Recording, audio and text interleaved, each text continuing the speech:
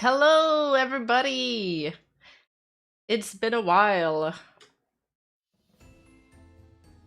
Hello.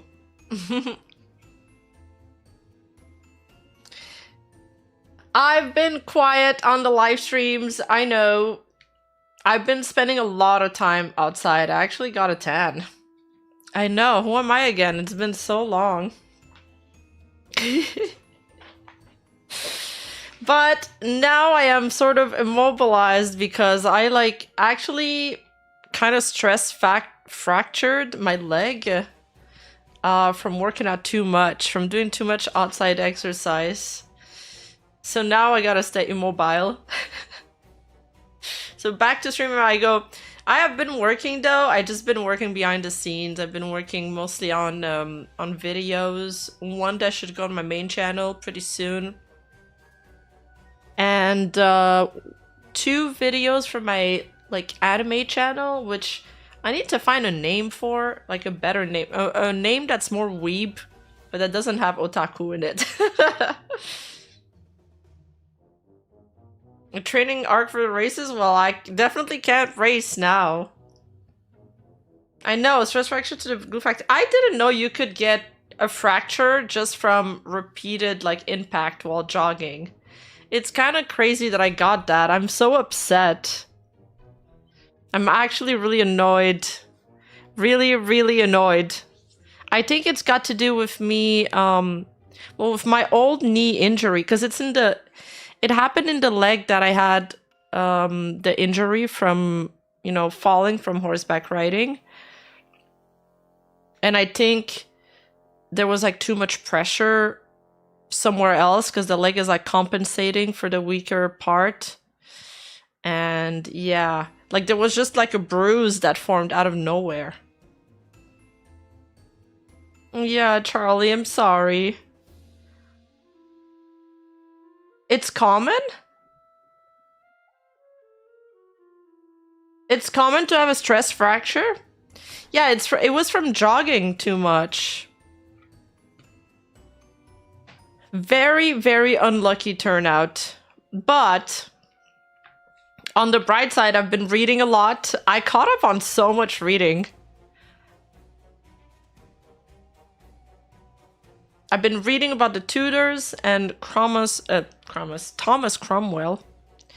Very interesting book by Hilary Mantel. She has 3 books, a series. And she's unfortunately has passed away now, but she's a very witty writer. She's it's a serious book, but sometimes the conversations between the characters, they make you laugh out loud. That's how witty they are. So sharp. Very sharp writing. Rima was trying to get into Uma Musume for the world launch. Now she's going to wait until she recovers. Yes, it's very unlucky.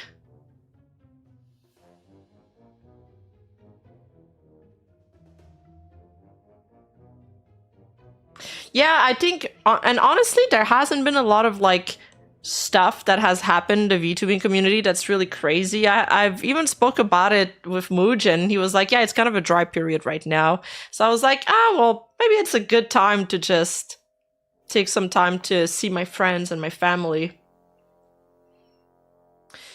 The book is fiction or history? It's history fiction, but it's very, very historically accurate. It could almost be real. It's not it's not a court romance a history fiction book that they have, on Book Talk and stuff like that. It's serious. It's got but the character is very, he's a shrewd man, and that's what makes him interesting. He's a fixer. I don't usually like historic fiction, but this one's really good. There's a show about it on is it BBS Masterpiece or something? It's a British show. It's called Wolf Hall. It's very good. The first season's even better than the second one. I find looking at the second one, you don't, because in the book you can tell what the character is thinking. So I feel like you're missing out on a lot of context on the second season, but I really enjoyed the first season. Yeah, historically plausible is a better word. I mean, she even describes like in great details what they're eating and stuff, and it's actually what they were eating. There's a bunch of, you know, well, there's deaths and there's trials and things like that. So all of that is also in the book. It's like canon events, I guess, but obviously you cannot be in the mind of these people that are back then. So what they're thinking and what they're saying, that is fiction. BBS, BBC? Oh, BBC. Well, still can't talk. Though, still can't talk. Oh yeah, one more thing before we start. There's a new show. It's very, very hype. Well, hype for, it's a Chinese manga adaptation. It just came out on Crunchyroll. It's called Lord of Mysteries. The trailer really is interesting. Go check it out. So there's 3 episodes that came out. 2 episodes that they're all like 30 minutes each. And we're going to do a watch along for the first 3 episodes on Saturday at 6 p.m. EST in my Discord server. And then we'll just do like a weekly watch along and we'll follow like the series together because there's 1 episode every week. I think that'll be fun.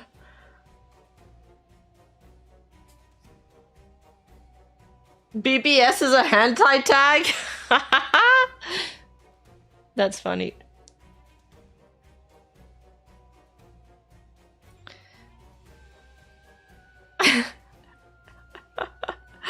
Alright, so... Thank you, Jess. I hope so too. That's fun. We need to redo another hentai tag tier list. It's been a while. Lol Washu. Anyway, I want to talk about a few things today. I don't know if we'll have time to go through everything, but at least I want to talk about the Makeship situation because I want to ask what BBS stands for, but I don't want at the same time, so I think I'm just not gonna ask it. But yeah, let's talk about the Makeship situation. So, Straub has made a tweet this morning, and it seems that she's been blacklisted from Makeship. And she says here, it makes me really sad to say this, but I can no longer support Makeship or their campaigns. I have been blacklisted from any future campaign simply for being associated, their words, with Rev. I have worked on 4 Makeship campaigns since 2022. Even before Rev ever worked with them, he has had 3 campaigns. They have profited greatly from our collaborations and gained new customers from our communities.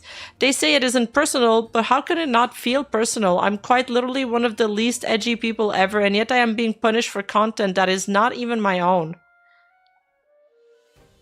As for Rev's content, yes, it is controversial, but A, it is not my content.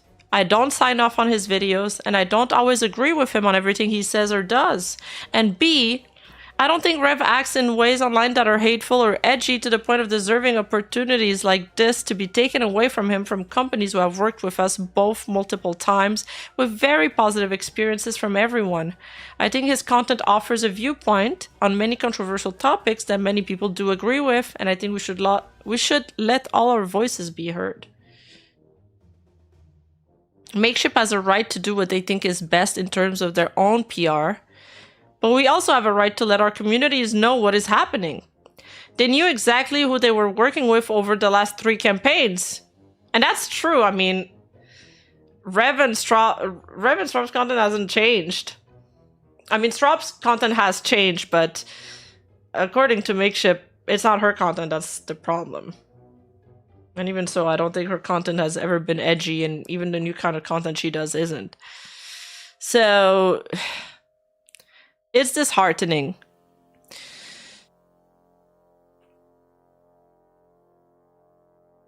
Regardless, his actions resulting in me being blacklisted purely on association, their words, is wrong. Makeship has made a mistake here. Now you not only must worry about your own content, but also others people's content as well. This is true. This sets a pretty terrible and dangerous precedent. I would love to see Makeship change their mind on this, as I've loved the plushies we have made with them, and I have bought dozens of other Makeship plushies from other creators throughout the years. I actually own one of Straub's plushie, and I really like it. It's the only plushie I've ever bought, actually. It's very high quality. So it sucks that we're not going to see another campaign from them and her. She adds that the quality is great, but I just cannot in my heart support a company like this anymore. And I mean, I get it. You've been blacklisted just because of her association with Rev, because she is married to Rev. And she's added a snippet of their conversation where she censored the name. Hi, Straub, thanks so much for reaching out. I remember Bard Name introducing us a few months ago. Makeship has grown a lot since we first started working together, and as we continue to partner with a wider range of brands and creators, we've had to be more mindful of how our campaigns reflect our values. As part of that, we've been moving away from working with creators whose content falls on the edgier side. Given your close association with Rev, we've decided not to move forward with another campaign at this time. That's crazy. Given your close association with Rev. I understand this may be disappointing, and I want to emphasize that this isn't personal at all. We sincerely wish you the best in your continued growth as a creator. I mean, if it is from association, it is personal in a way. Oops. A cautionary tale with anyone doing any business with them. If they went after Straub for that, what's stopping them from bleeing just for just following? What does that mean? Bleeing. Yeah, that is what qualifies as edgy to Makeship. Now some people, you know, they're debating whether or not Rev's content is controversial.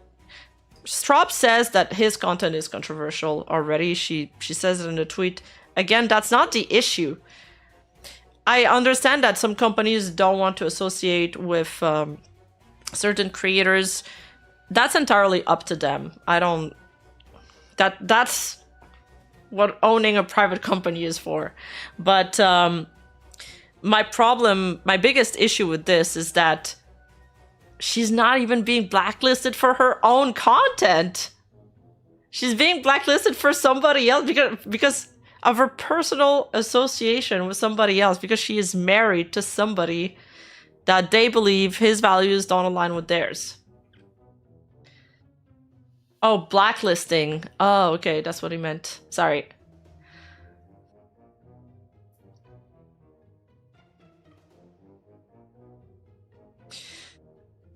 Again, I kind of wish these kind of companies would just ignore all the interpersonal, you know,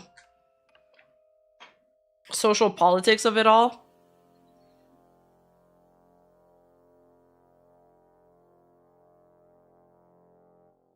And I mean, just the way this message was worded was so bad. I wonder if this was signed off from a superior, because it looks really bad. Yes, I will talk about Gumpai later. Thank you so much for the 5 months. Thank you, Ryobi. Yeah, guilt because of marriage is nuts. Hey, no worries, Edda. I still thank you for the super chat. And it sucks. What sucks the most about this is that, like, you know, she's had 4 Makeship campaigns with them, and they've all been successful. Like, I've seen they've had a plushie made. You need to sell like 600 of them. They have like crazy numbers to sell. And Rev has done like 3 campaigns. They've even made campaigns together.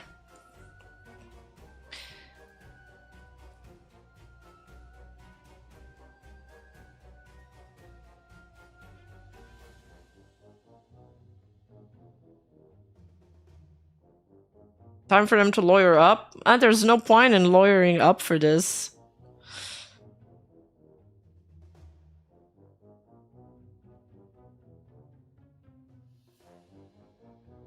Yeah, I hope Straub is okay. Like I said, it's certainly unsettling news, disheartening news, considering, I mean, they've had successful partnerships before with them, and that they both benefited from. And it definitely feels bad to be turned down like this.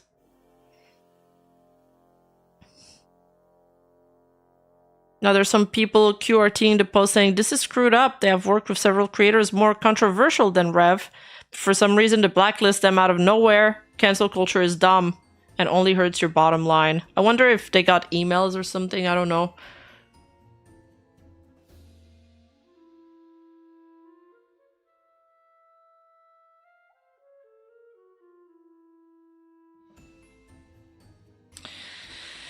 At Makeship, so let me get this straight. You blacklisted Straub because Rev is her husband and they work together, even though you have done 3 campaigns with Rev before working with Straub? Somebody hates money.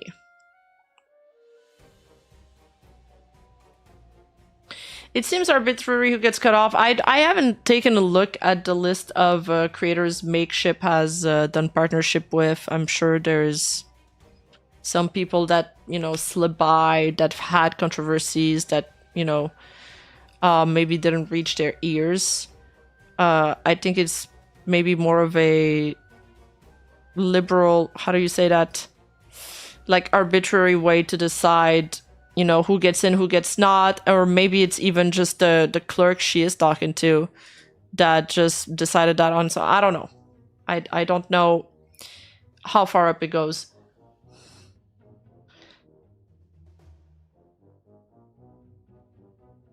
So just being associated, as in married to the wrong people, can get you blacklisted from Makeship. Cancel culture BS is so obnoxious.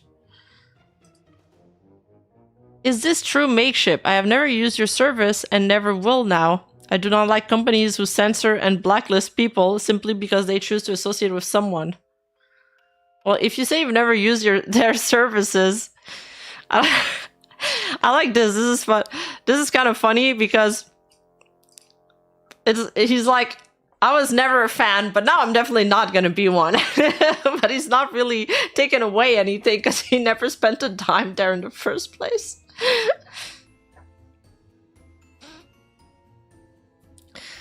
I do not like companies who censor and blacklist people simply because they choose to associate with someone. I'll make sure to spread the word that everyone I know should not use your services either.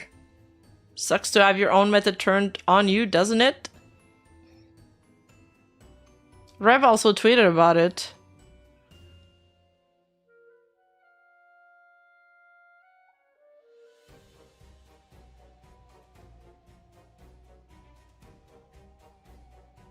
Yeah.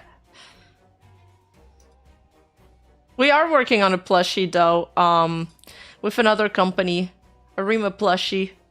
I think I'll model it after the Shibi model, which I haven't used in a while, by the way.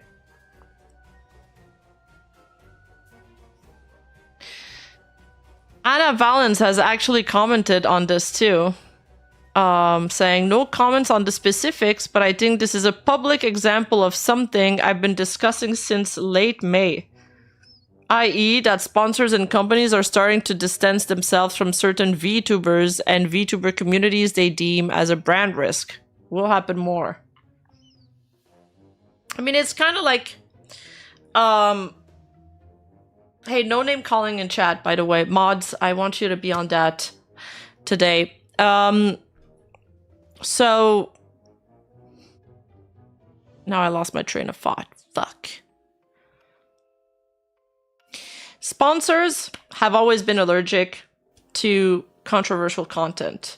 Even I've been, even when I first started my channel, like I had one video, the Gura one, I was asked to change the thumbnail on it because it said lolly. And it wasn't anything, controversial. It was just I was explaining what the word lolly meant.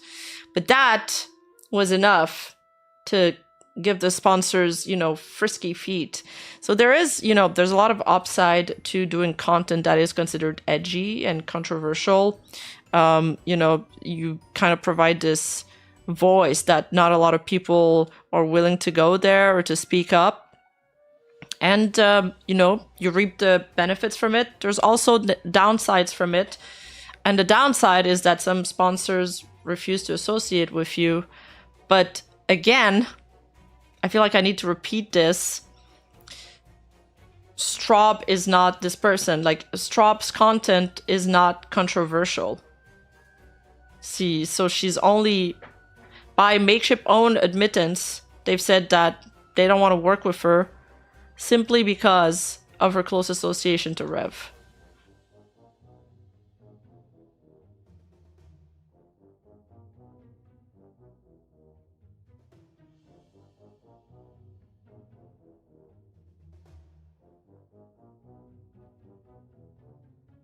Yeah, oh yes, I remember that I did that voice line on Parrot's video, and he had like a Honkai Star Rail sponsor, and they got like really upset because of some of the jokes, because there was some lewd jokes in the video. But yeah, advertisers really don't like, it can be anything sexual, it can be anything, political, edgy, all of that, they just don't want any of it.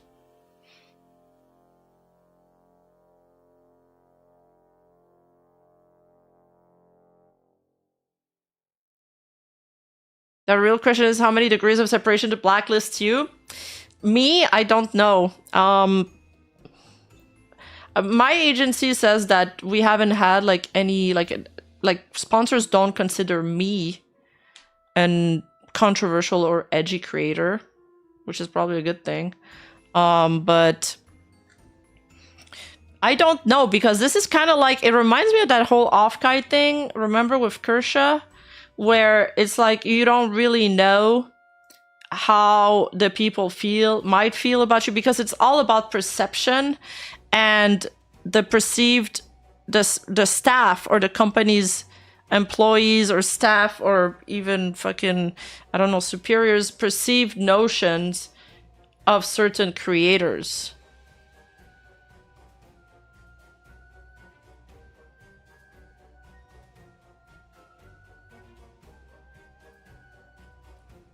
ATT also told Emiru not to show or talk about Hassan during a sponsored stream not long ago, since he's very controversial. Oh, I wasn't aware of that.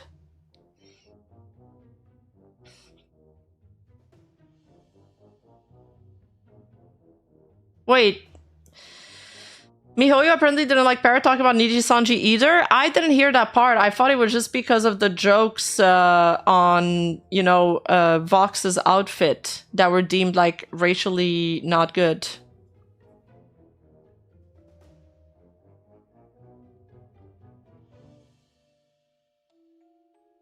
But okay, that's the other thing, is that, yeah, Rev, I mean, they have worked with Rev and they have worked with Straub when their content was, the content hasn't changed for a year. It's just now suddenly, I don't know, they decided to change their mind.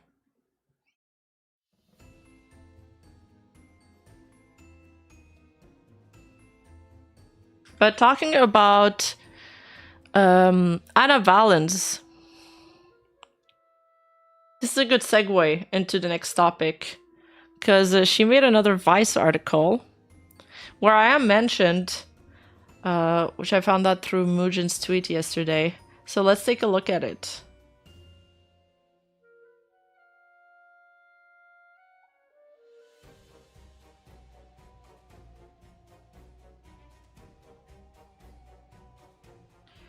I think we're really heading closer and closer to seeing really wide overarching sanitization with all that's going on with Hassan, etc. I could see that. I think...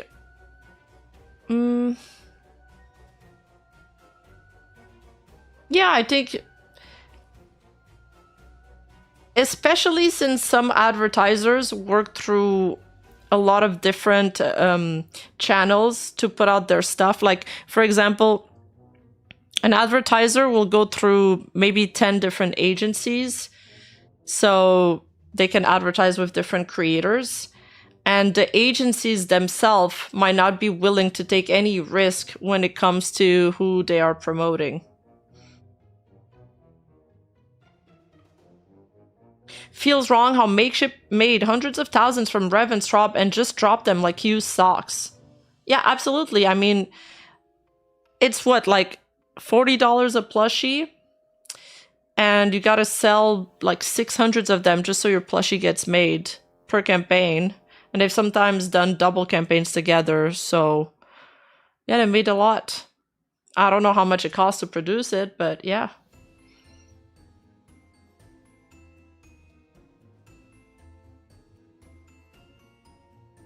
Hey, Master N.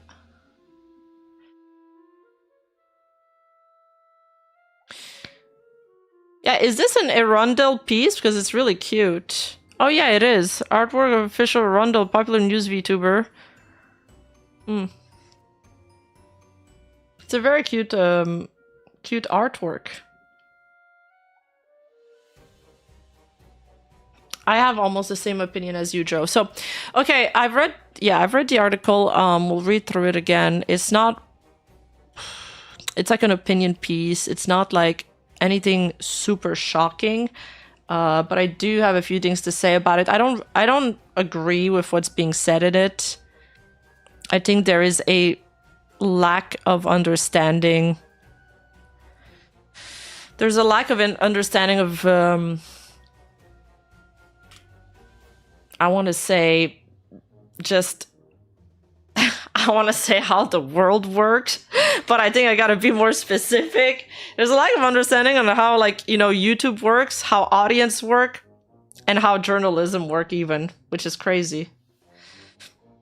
Because they are a journalist. Anyway. NewsTuber deserve greater support. Maybe that's a pipe dream, maybe not. Ever since I started covering the VTubing industry in April, I've been thinking a lot about my counterparts on Twitch, YouTube, and Twitter. News VTubers, or NewsTubers, are VTubers who discuss the VTubing industry's current events, at times given their own personal opinion on matters. First of all, I must ask myself, do other niches have commentary channels that their audience call news channels? Or is that strictly a VTubing thing?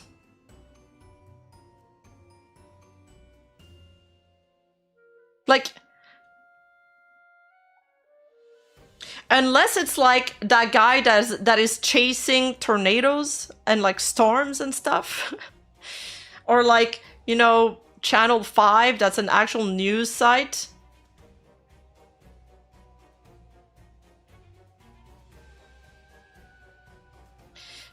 First of all, right off the bat in this article, I think the word NewsTuber or news VTuber is just like a label that for some reason people in the VTubing community have adopted to describe commentary VTubing channels. But there was already a word for it. It's called commentary.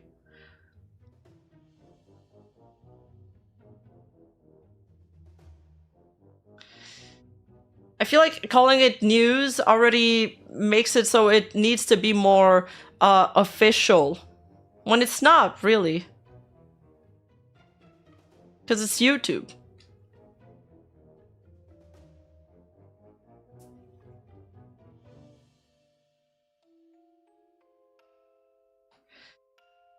If I'm the legacy media version of a VTuber reporter, then they're the new media iteration. Much as I love what I do, I personally believe they are the future of news reporting about VTubing. I can't compete with an anime girl doing my job over YouTube or Twitch.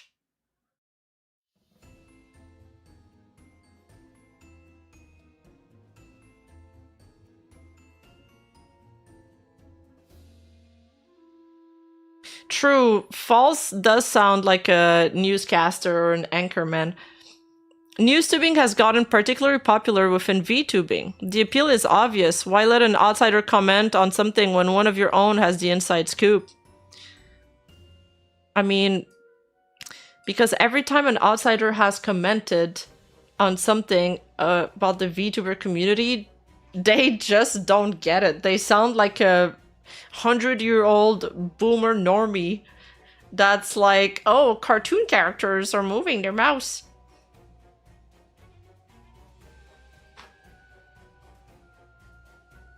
Hey, Spider Bro! Thank you for the 13 months! Welcome back to the Precious Squad. Thank you, thank you. Many newstubers have thus popped up over the past 5 years, some of which with massive following. Mythic Talents False ID, Rima Evenstar, hey, that's me, and Mujin come to mind immediately. Although, they're just the tip of the iceberg. See Lydia Nikozawa! Hey, Lydia mentioned Officer Irundle! I also follow her. And VTuber Academia's Ilara, just to name a few more. All the homies are there. And all this isn't even mentioning the quote-unquote drama tuber, news tubers who throw out low-quality commentary videos discussing drama for clicks. I'll refrain from naming specifics here to avoid feeding the beast. According to Lottie, he can't even turn off the voice. It's true, he can't turn off the voice.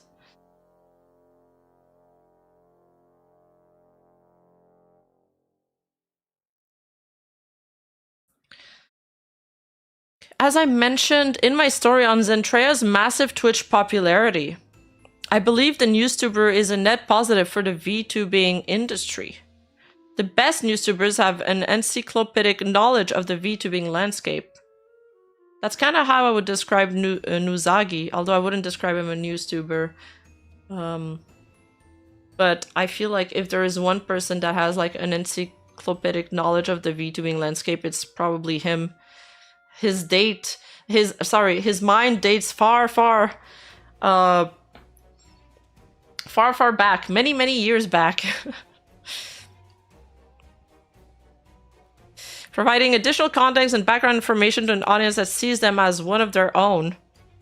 I honestly think the larger journalist landscape is sleeping on a newstuber phenomenon, failing to give these journalists the credit they're due.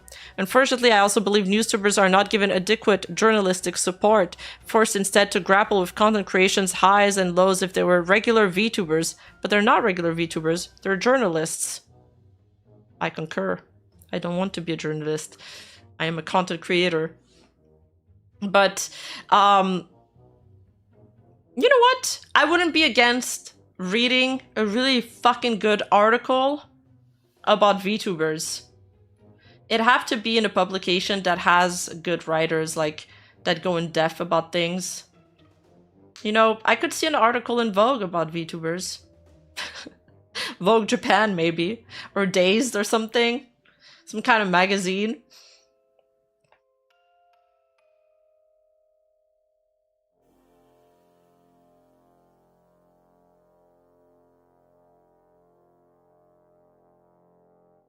Oh, concur means you agree? What? Thought it was the opposite. This is why I could not be a journalist. I cannot do words. Times Magazine? Is Time Magazine's ready for VTubers?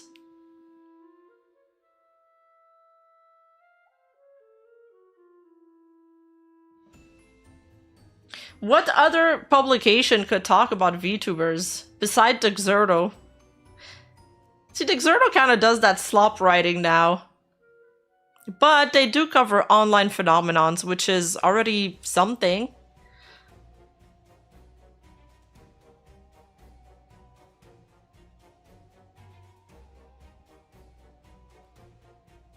Because people in the outside world are curious about VTubers. Like, when I talk to somebody IRL about what a VTuber are, they're fascinated that this even exists, and they're like, what the fuck, this is so niche.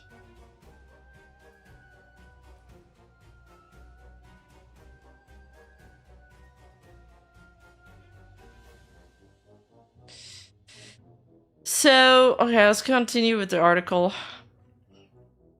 Oh, Washington Post did a piece on Iron Mouse. Cool. That's cool.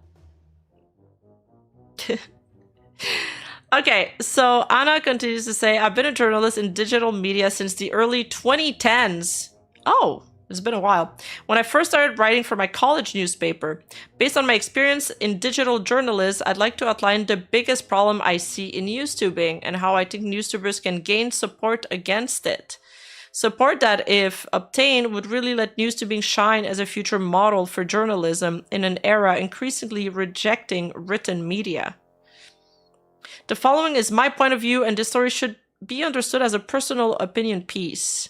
Yes, okay, I get it. Rima's new magazine, the Clopazine. Yes, and weekly we have like VTuber photo shoots in it and stuff. It could be cool. Could be.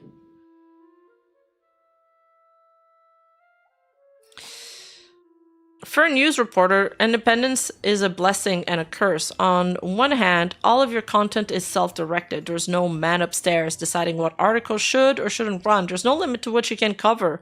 You control your destiny and you decide what to discuss. In contemporary digital media, this is a major issue. Money is drying up. Businesses are closing, and the few remaining companies are trying to keep their publications afloat by actively directing editorial's content focus.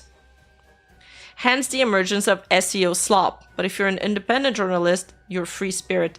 Yes, but I feel like, okay, it's kind of a not centered about VTuber anymore, but I really feel like to fight back against to have legacy media gain their prestige again, they need to focus back on doing what they were good at, which is writing writing good and interesting articles, lengthy stuff, because I feel like these clickbait SEO slop isn't working. So why not try something else?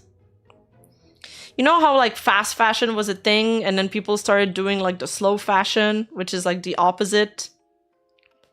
And there's a niche for that, and people are into that. I feel like we need the counterwave to SEO slop to start now. Soon, please. I buy the journal every now and then just to read something on paper in my hands. It feels kind of good.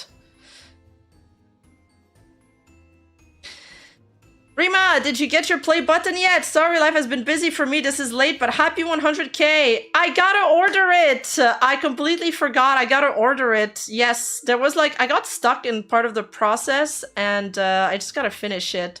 Thank you so much, Asian Wing Sauce. I heard Rima was in the Panama Papers. Woo.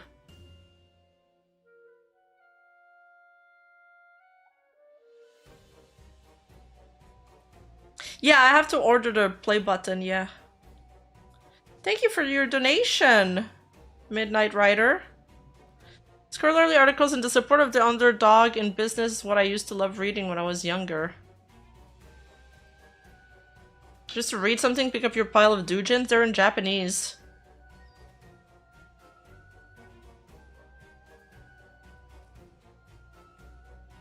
That's true, Jane Doe, but I think 10 years ago, for example, my homepage was like the Washington Post or something. I had a news site as my homepage.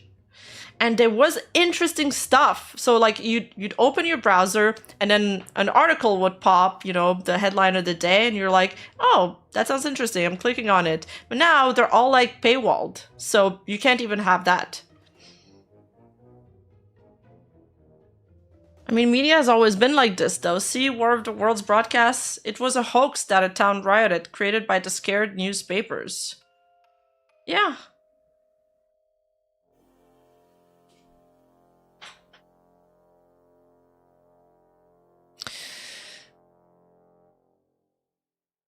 Okay, let's continue with the article.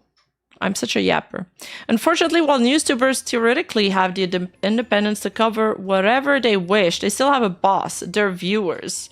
At this point, VTubing revenue is primarily fueled by an adoring, if not parasocial fan base. Income from Patreon subscriptions, YouTube memberships, Twitch subs, and bits, merchandise sales, and partnership code redeems. Each and every one of these revenue sources is fueled by a happy viewership. If your viewers like you, they'll spend. If they don't like something you've done, they may leave. This is fine if you're a VTuber who plays video games or create ASMR content. Huh? Wait, why is this... Okay. There's already a few things that I want to, like, counter. But I don't know if I should do it now or finish a paragraph. But if the ultimate goal of a newstuber is to report on the news and a newstuber's income is determined based on viewer enjoyment, then newstubers may avoid covering certain stories to keep their viewership happy. Doubly so if their fans de facto lean towards a certain political beliefs or values, left or right, close to center, or otherwise. So, a few things.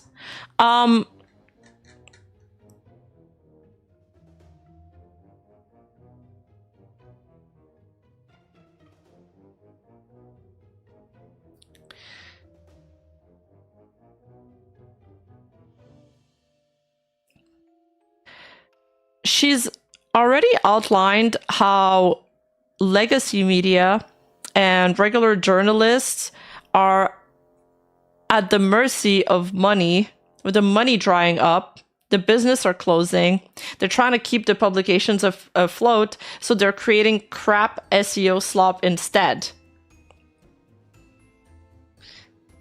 And now, for some reason, she's saying that, you know, it's kind of like the same game they play, that we play, but she doesn't see it that way. Because for some reason, VTubers who cover news or situation should not have their income come from their audience. But journalists have their income come from their audience too.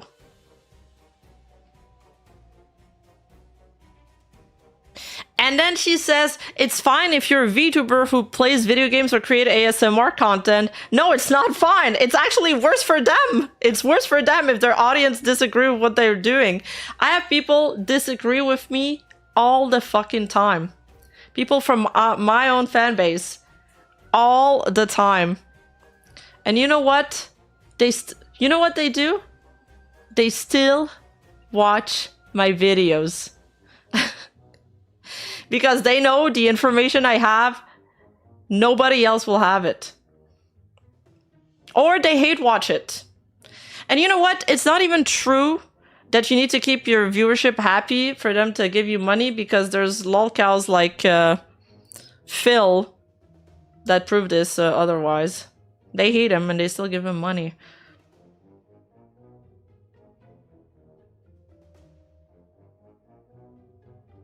Yep, we disagree with you claiming to be a fox.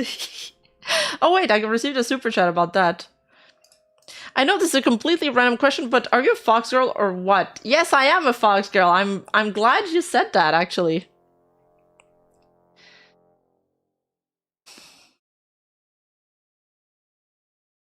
You're an entertainer, but YouTubing isn't necessarily entertaining. Yes, it is. Yes, it's meant to be entertaining. If you're making a video on YouTube and what you're saying isn't interesting or entertaining, then you failed.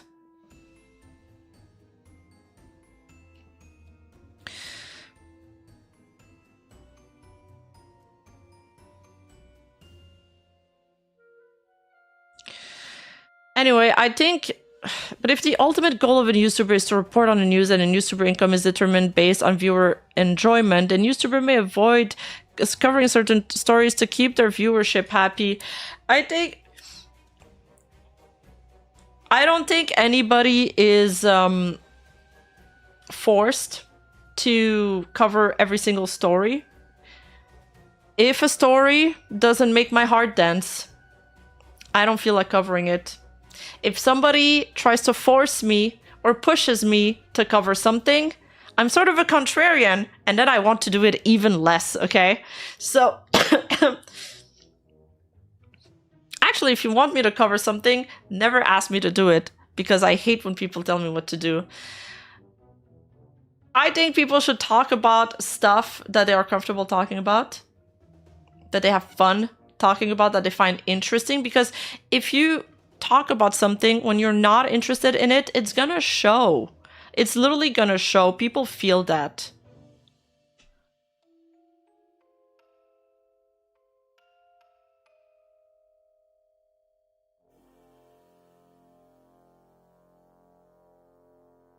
Rima, are you gonna cover the mod basement allegations? Listen, I left them a bucket with, I believe, is clean water, so I think they're fine.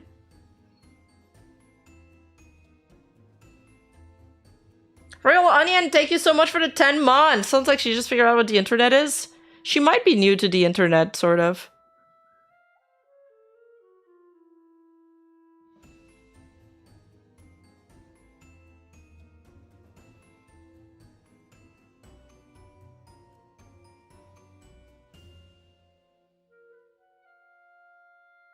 No, she's not new to the internet? Oh. Okay, anyway. Does NewsTuber entertain or do they report the news? Lydia Nikozawa, reporting on VTuber news. In my personal opinion, Nikozawa is a good role model for high-quality VTubing reporting screenshots. I agree with this. I think she is a good role model. And I think Lydia's doing great. She always has good attitude. She's so pleasant to talk to. And she's professional. And she always, you know, tries to make a separation between speculations and what she knows is facts. So I like Lydia, yes. For most news-oriented streamers and YouTubers outside of VTubing, viewership enjoyment isn't necessarily a problem. Wait, I need to register this sentence. For most news-oriented streamers and YouTubers outside of VTubing, viewership enjoyment isn't... What? Wait, what? Wait, am I under... Is she saying that... Chat, is she saying that for YouTubers outside of VTubing, viewership enjoyment is like not a problem, it's not a factor? How? How could it not be?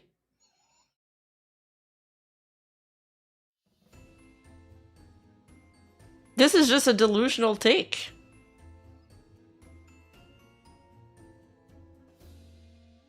Most viewers will generally disagree with their favorite creators now and again. But because VTubing is a growing niche, VTuber fans have very strong opinions about the industry's agencies, performer, and cultural issues. One bad take can be a black mark on an entire NewsTuber career. I have a few black marks on my NewsTuber career. I've had a few back takes. I've had a few bad takes in my time. In my short time so far. One of my most controversial one is that I found that people that woke up late were lazy. I mean, you guys really didn't like that one. That one was... I heard about it for like days, okay? I should do more of these bad takes.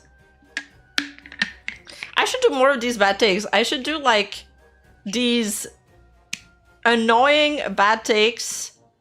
Have people get mad. Then make another video about it, double down, and then have people get mad again, like Asmongold kind of does.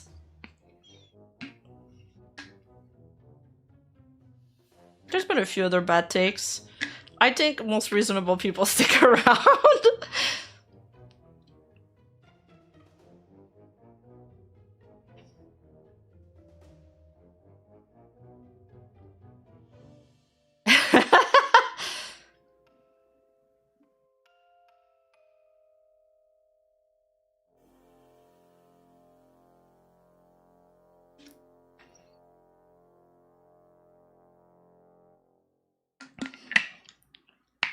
That's just rage baiting? True, that is just rage baiting.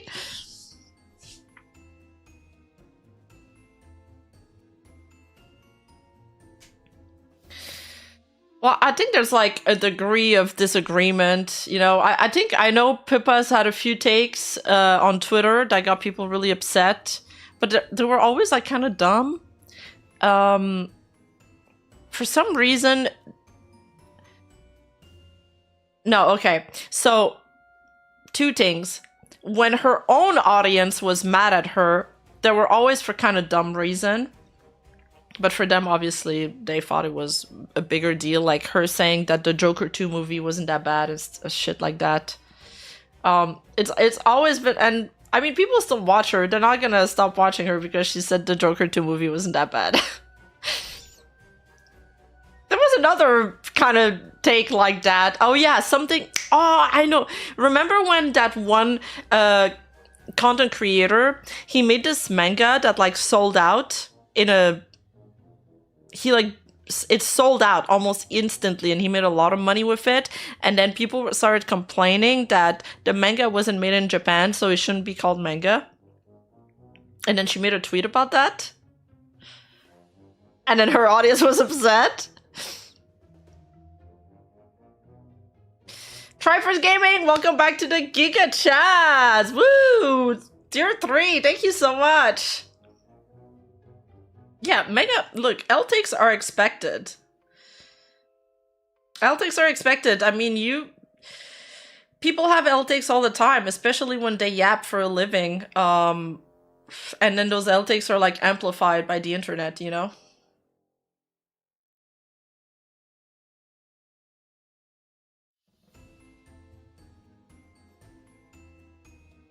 Stop farming my outrage, Rima. Sorry, Reiko. Hey, Gong's Horse Lover! Welcome back to the Precious Squads! Oh my god, we're getting so many memberships! Thank you!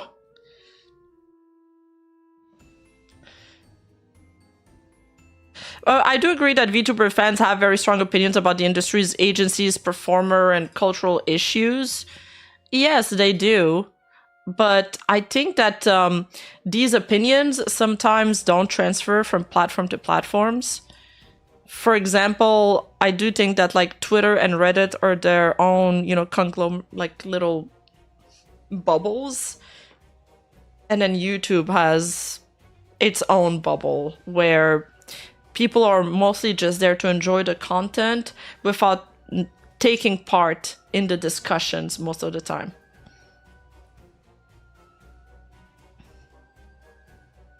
By the way, Auntie Umamuzume game is looking good. If only we had the majestic purple mare in the game in Have Been 1010. Heck, even Legal show interest in it. Really? If Legal Mindset plays it, I'll play it with him.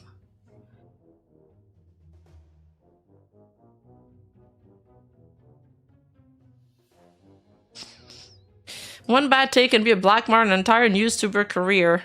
I mean, we haven't seen this happen yet. So I'm not sure where this come from. I feel for these newstubers. The job of a journalist isn't to make people happy, it's to report on relevant and important events based on factual information. As the old adage goes, dog bites man. Isn't newsworthy, but man bites dog is. But if you're a viewership-funded journalist and your audience would hate hearing that a man bit a dog, if simply acknowledging the reality of a man biting dog behavior would cost you cash, that's a problem.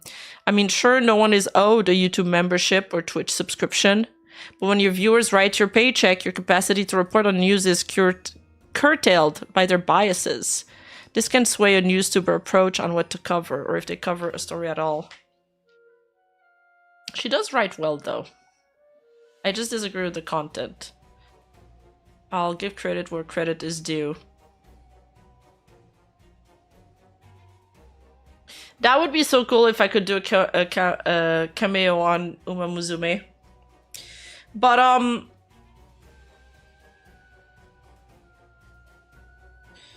I do think that there are some audiences or some creators that get audience captured, especially smaller creators who feel like they have more to lose if they push back against their own audience. However, I don't think that's the case with me, because I've consistently tried to, and I believe that's a good advice for any content creator, that's not just goes for, you know, newstubers, that you should try to always kind of shape or just segment off the part of your fan base that you don't want them to stick around. There's just being in content creation is like a constant, you know, push and pull. There's a constant rotation of viewers and audiences, and it's just a revolving door of people coming in and out. And the way to go about it is to reward the behaviors that you like, that you want people to stick around. So when somebody does something cool for you, something positive, then you should interact with that. And when somebody does something that you don't like, I mean, you need to speak up about it and sort of regulate it to a certain degree, to the degree where you don't go crazy with it, with what you can control around you.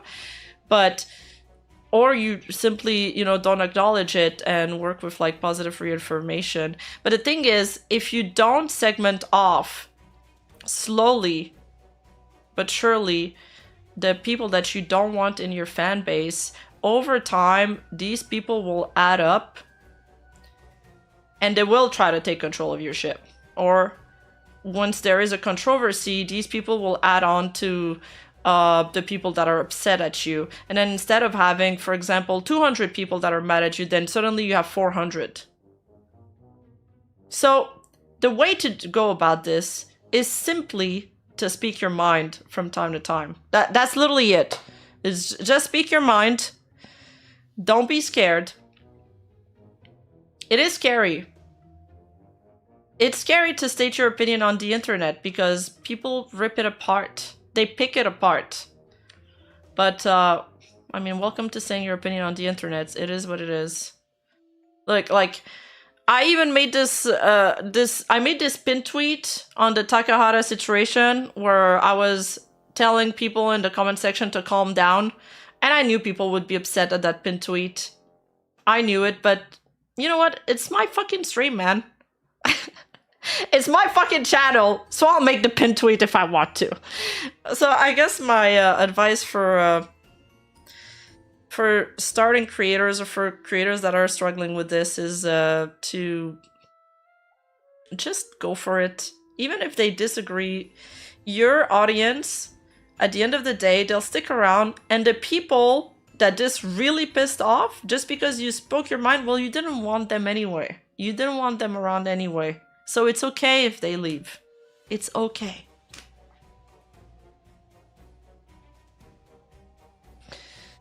Fuawa Bisgard Loves School Days doesn't get cancelled. Thank gosh. Pipkin Pippa loves Joker 2. Burn her at the stake! Yeah. You know what? I haven't watched it yet, but I thought the trailer looked good. I don't know, Charlie.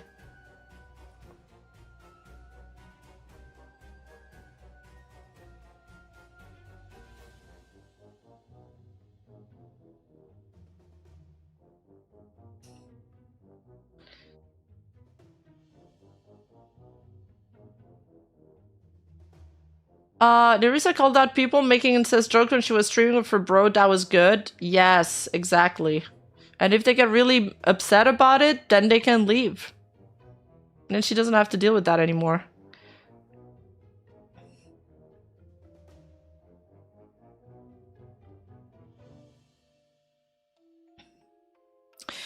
Journalists are not meant to be popular. They're meant to be necessary. What they offer is a public service. At one point or another, every single journalist has written a story that upsets their own readers.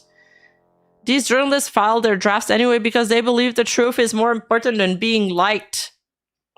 But in VTubing, being well-liked is a financial necessity. Short-term popularity is tied to long-term income. Thus, if you know a story might upset your viewers, you might squelch it to maintain your income.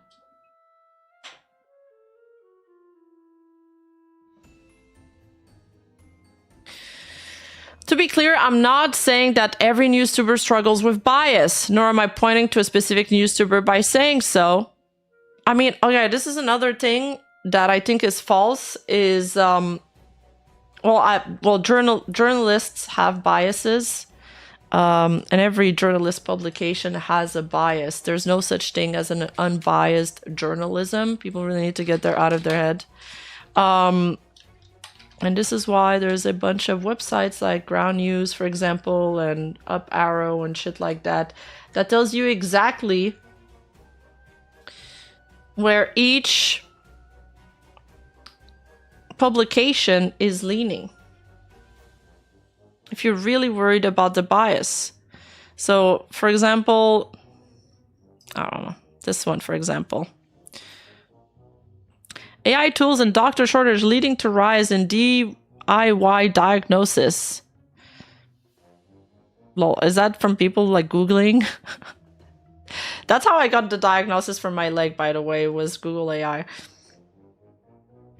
And you can tell which articles has covered it, left, center, and right. And if a publication has covered it, it also tells you who owns it, what political affiliations they have, what is the degree of factuality, like if they're a trusted source or not.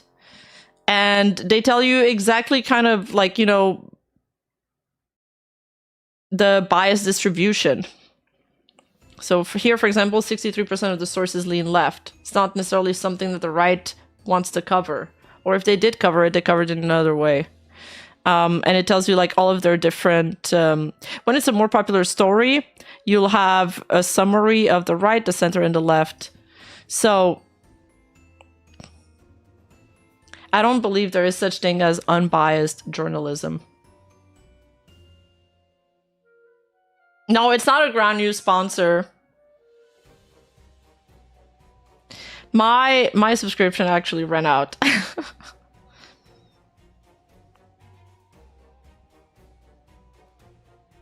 There's a few websites that work like this. I feel like I should get a Ground News sponsor though.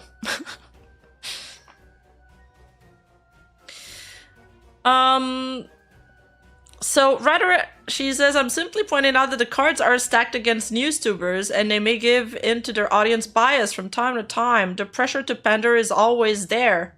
Yeah, but so it is for journalists. You also need to please your audience. You need to be entertaining just as much. And all of this isn't even discussing the excess journalism nature of newstubing, where newstubers may feel pressure to avoid controversies regarding major agencies, such as Niji Sanji or Whole Life, to prevent corporation from blacklisting them. Oh, we were already blacklisted. This can be a particularly challenging issue for smaller newstubers who are still building their source Rolodex.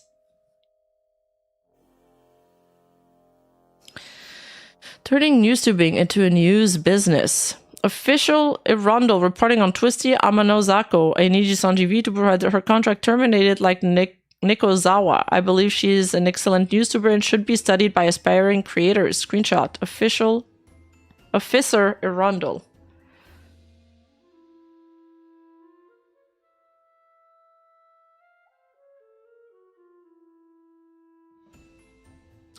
I'd like to propose an idea here. It might be good, it might be bad, it might be mediocre. I claim no ownership of it, so if Fishman wants to branch out from running a coffee company and into media, be my guest. Anyway, here it is. I think newstubers should be able to join a salary-based agency where each newstuber is given support for their reporting through a proper editorial team.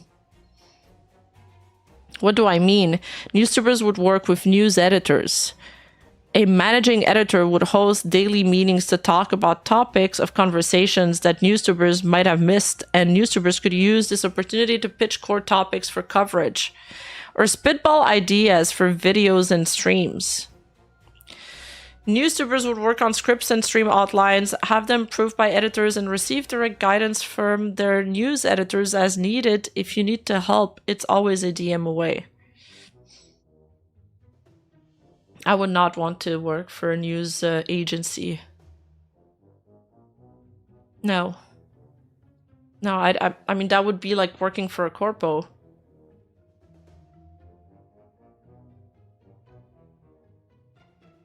And the only reason why I'm in Mythic is because they can't touch my content. And they can't tell me what to do in regards to my content. If I had somebody looming over my shoulder telling me what to do or what to write, it wouldn't feel right. It wouldn't feel like freedom.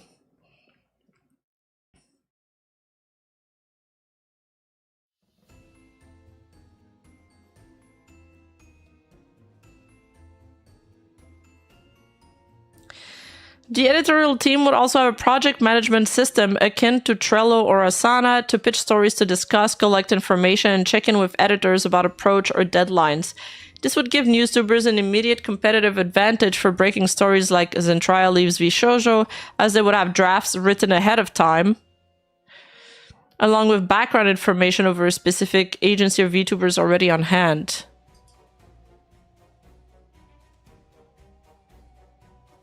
What is the collective check with editors about approach or deadlines? What is... Isn't Trello just the thing artists use? So they would have drafts written ahead of time? Why? Would they get like... Would the official agencies contact them in advance to give them like a pitch? I don't really understand that part. I do like the idea of having drafts written in advance though. One day the mythic mafia will crumble, yeah. Trello is an organizational tool. Oh, okay.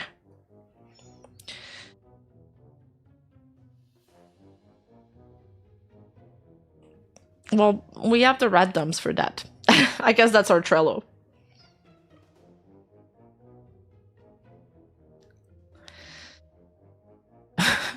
I guess whoever was responsible for the background info for Anna failed to mention the editors wasn't part of VShojo anymore. Oh no! I've also made that mistake once in my video. For some reason, you always just associate her with that. Fact checkers would also be hired to help newstubers with confirming information, and video editors and clippers would help VTubers creating video work in a timely manner. I mean, these are all things I do solo.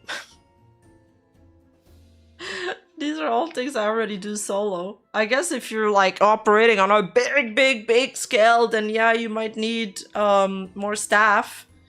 I know Rotten Mango, she's not a YouTuber, but she makes these really long like crime documentaries. She's got quite a big team. She's got a team of researchers and stuff. I do have a Chinese researcher or somebody that could get me some articles in China, because you actually need a Chinese citizenship to access some of the media there. So I'm grateful for these people, and I have people contributing in other languages and stuff. And we try to fact check everything. I really don't see how somebody else that I outsource would do these things better than how I already do it, but it's just such a niche topic.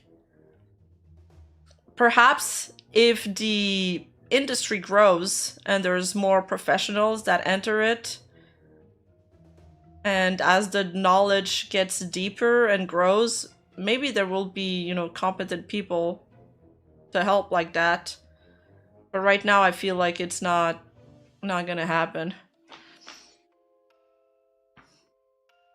Yeah, I mean, it'd be cool to have a team that look onto things to avoid mistakes, not lose news, and have material pre-made. For sure, like, that's just more support. That's having just people doing things for you.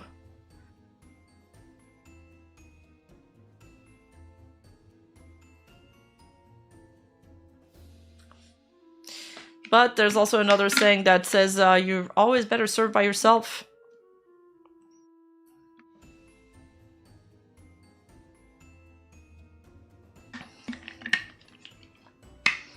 Under this model, the agency would offer each VTuber a salary that was weighted based on, but not innately determined by, VTuber revenue and average viewership numbers.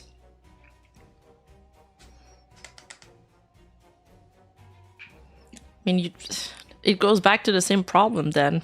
You'd still be at the mercy of audiences anyway. There is no job in the world where you're not gonna have a boss. That just doesn't exist. Every VTuber would have a basic starting salary floor to work off, with more established VTubers receiving more. Promotions would be yearly, with payment rising based on reporting quality and overall channel performance. The agency would offer benefits like paid time off and health insurance, as well as a marketing and illustration team for increasing NewsTubers' visibility. NewsTubers' channel revenue would help pay for editorial salaries. VTubers would be welcome to engage in variety content under the agency, and the legal team would help VTubers engage in contract negotiations with sponsors and partners.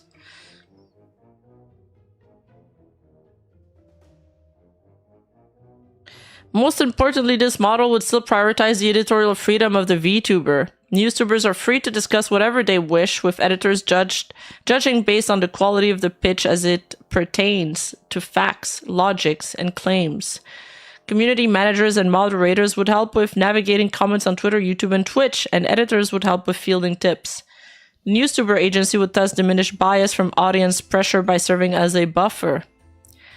If NewsTuber's agency would thus sorry, I already read that. If a NewsTuber wanted to report on a subject that may be controversial with their fan base, they're given the freedom to do so without worrying about the bag. They can be genuine with their audience, as the agency pays them, not fans. Yeah, but the agency won't pay you if you don't have any fans. Long-term, this would allow NewsTubers to gain viewers based on their trustworthiness, not because they verify the biases of their viewers. And these are some banger thumbnails, though. Shout out to my thumbnail maker, Yandi. I always get compliments on these. I too wish we could live in a perfect world. The most popular YouTube videos on YouTuber, Rima Evenstar's main YouTube account, Evenstar, is considered one of the top NewsTubers in the field. That's crazy to see this in writing, because I did not consider myself that. And her performance alone suggests NewsTubing is a viable career path for VTuber journalists. Screenshot, Rima Evenstar. Well, thank you. I appreciate the compliment. But I don't like when people give me labels. And I don't like the label of NewsTuber or VTuber journalist. But it's okay. If people call me that, it's fine. I think my content speaks for itself.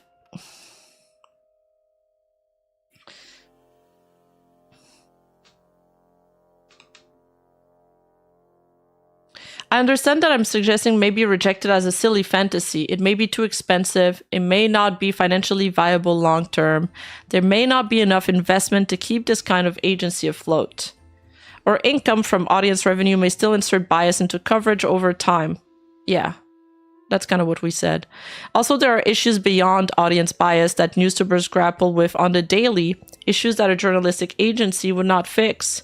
For example, access journalism and VTubing seems here to stay, as everyone wants to stay in the good graces of the biggest corporations and VTubers. Then there's the fact that VTubing is massively connected, incredibly tight-knit. That is true. Everyone has an opinion on everyone. Love, hate, or something in between. I doubt that will go away. But journalism is something I strongly believe in, whether it's written by a woman at home in her pajamas or spoken by an anime girl who looks like a horse. Is that a reference to me? I do not look like a horse! It is my strongly held belief that NewsTubers are a net positive in the space, that their new media approach is the future. I want them to receive the same level of support that journalists like myself have traditionally enjoyed across their careers. You know what would really give us support? Actually, like what I would like to have more in the field is to have more official source and written articles to go off from. Like literally, like if you want to help the industry, it's kind of like that proverb that I don't remember about rising tides and ships, okay?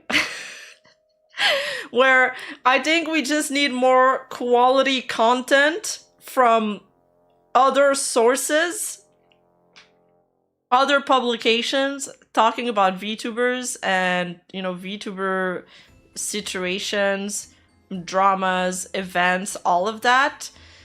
And I feel like that would help. I feel like that would help me tremendously.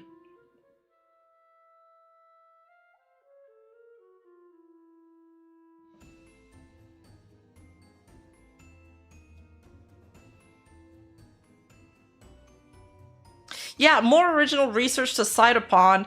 Even like when I wanted to do more videos in the ContraPoint style about like going more in depth about, for example, parasocial relationships and all of that, it was difficult to find even studies. Well, for parasocial relationship there is, but not so much specifically pointed about VTubers. There's just a lack of studies and research made onto the niche, and I think that will come as the industry grows, but right now it's not there yet.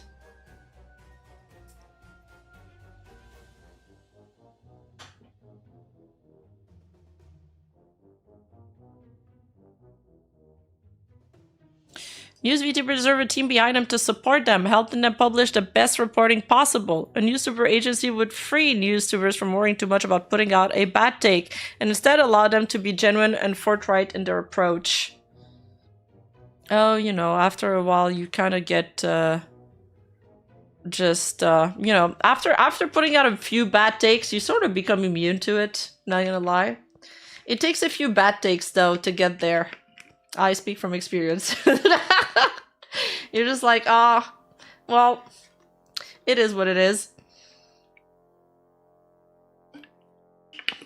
I will never flame people that sleep in again, or people with eyeglasses.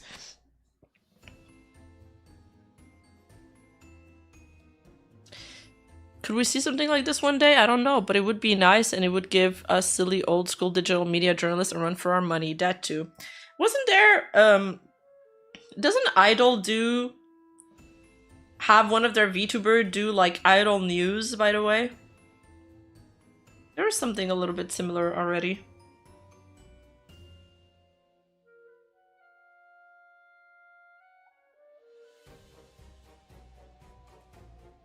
Good journalism was easier on 4 Corporation than on all the news outlets.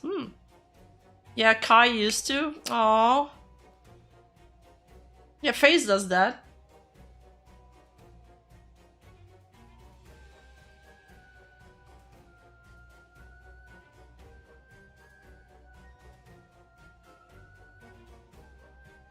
Unsure if they will continue at the moment.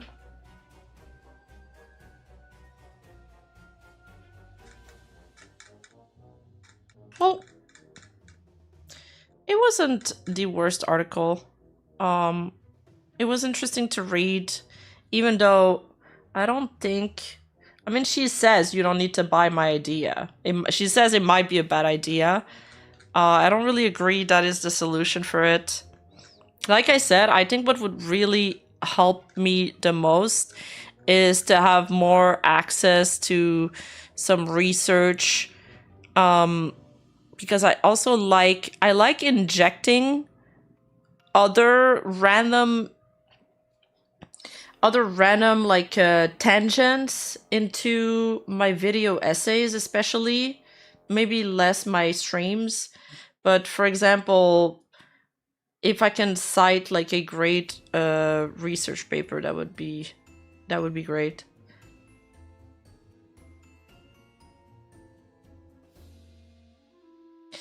Also, there is like, you guys remember when the whole doctor disrespecting happened and nobody was speaking about it? Apparently, but then, like, legacy media wasn't really talking about it.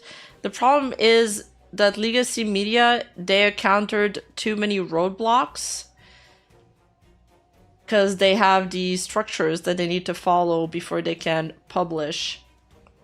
However, YouTubers could speak about it at the time because YouTubers are more free to just talk about things as if they are opinion pieces, because that's what they are. And so for situations like these, it's just better not to have corporations above you, because in a way it makes it so you can't speak about these things.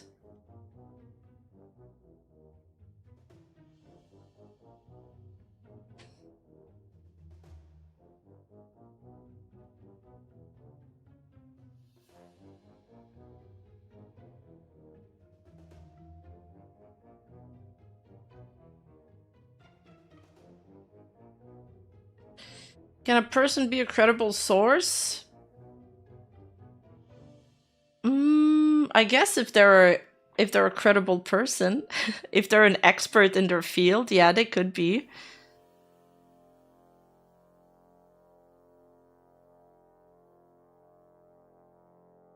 And Rima would have been the first to report on Dr. Disrespect the two-timer. True. True. Stupid fucking mistakes, man. Stupid fucking mistakes.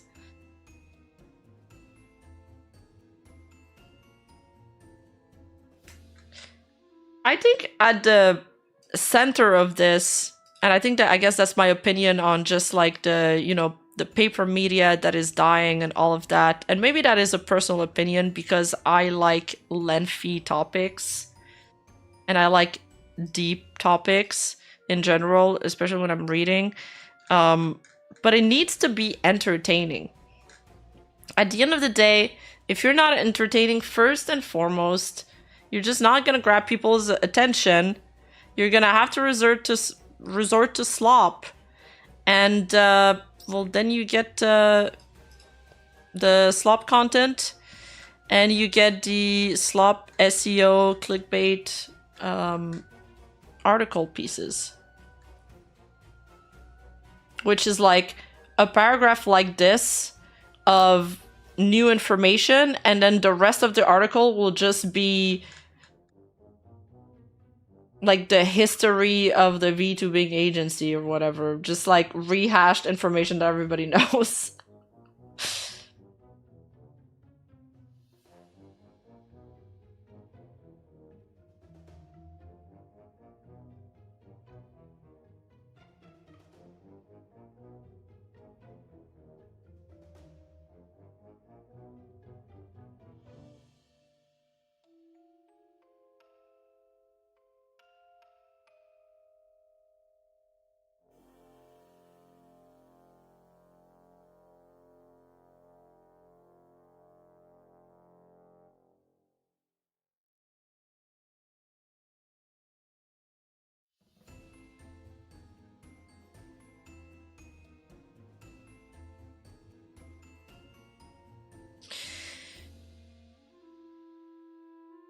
Let's talk about VShojo for a bit. I was kind of taking a break while all the departures from VShojos were happening, but it's odd. There's a lot of people leaving.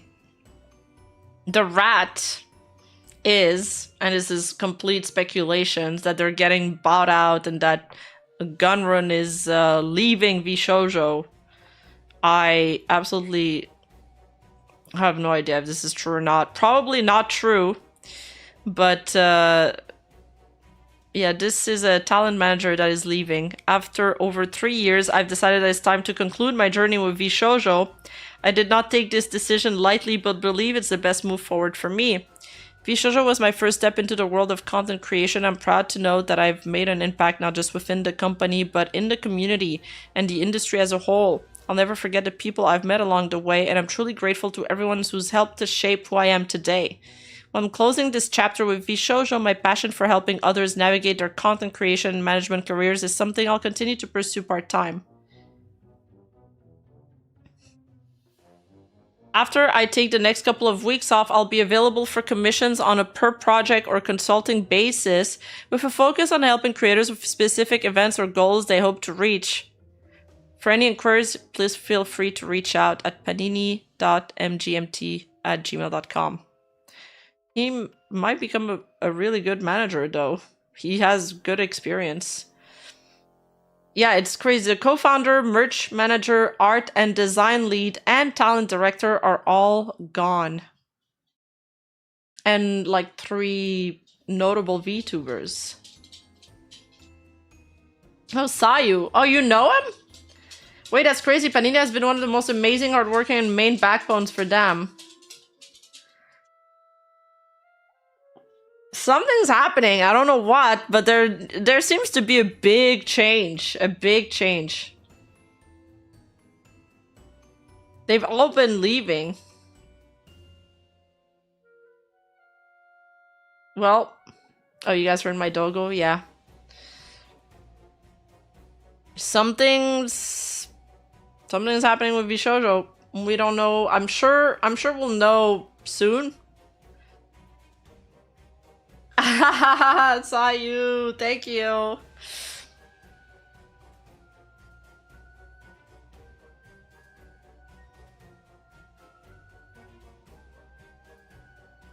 There is another topic I want to talk about.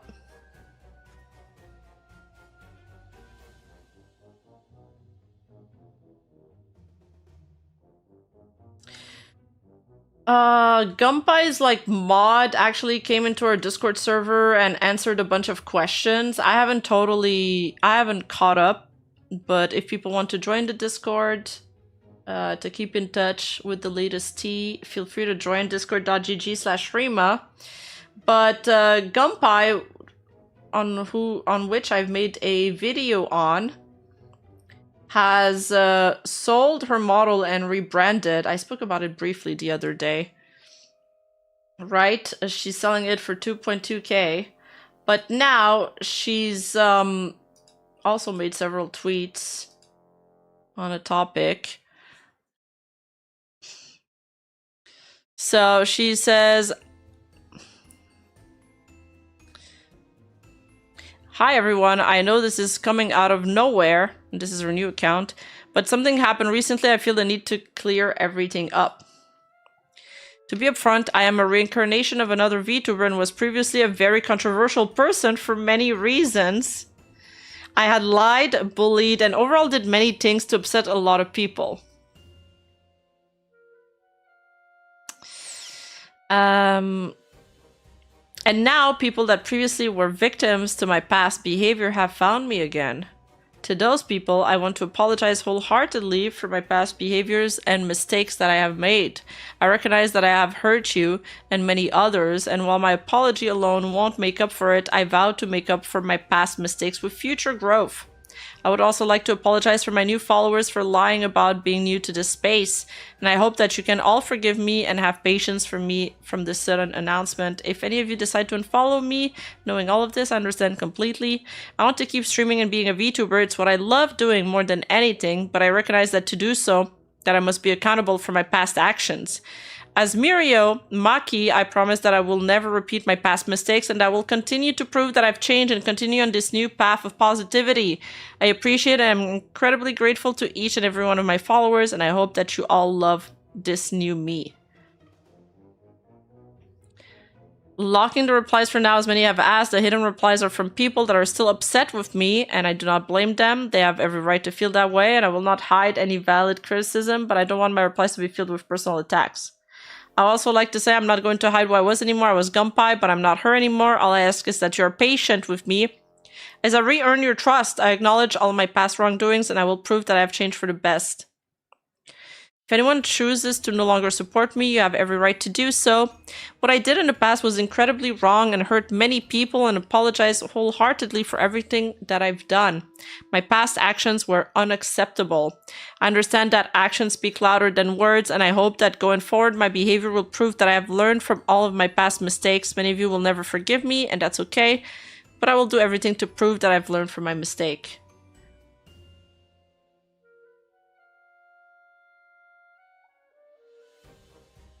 So far, so good.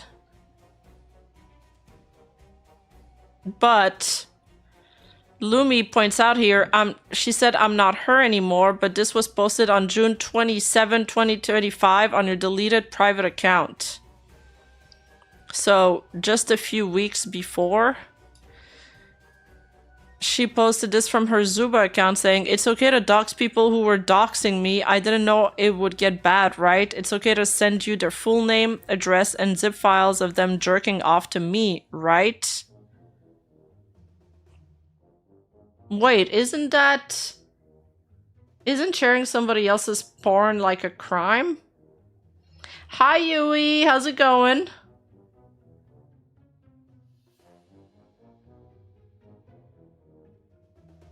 What the fuck?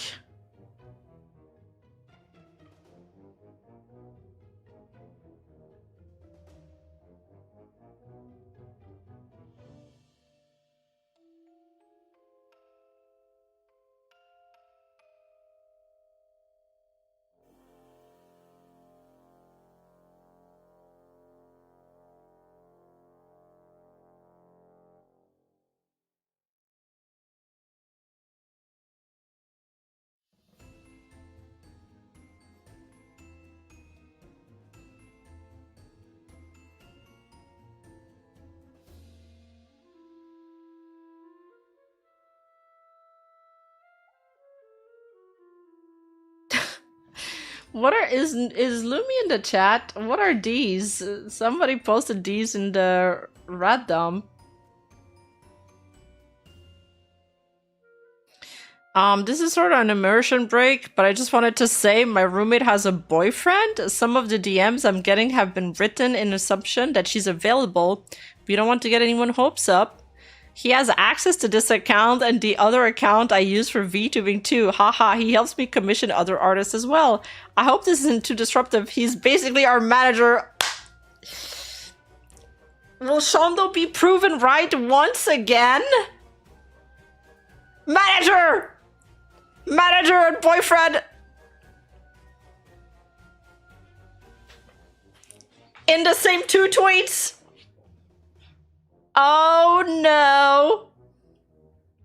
Oh no. Ding ding ding. I feel like we're all traumatized by these tweets.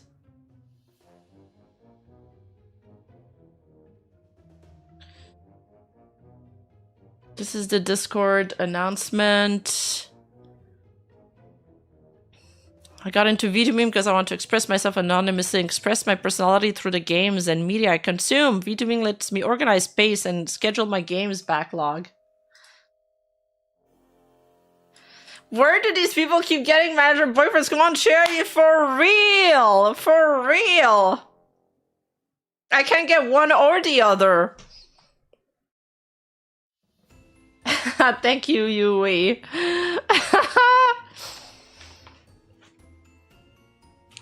Here she says, I will avoid engaging in any drama. I won't talk about my personal life in details or specifics, nor mental state. I will do my best to rarely ever post IRL photos of myself or my surroundings.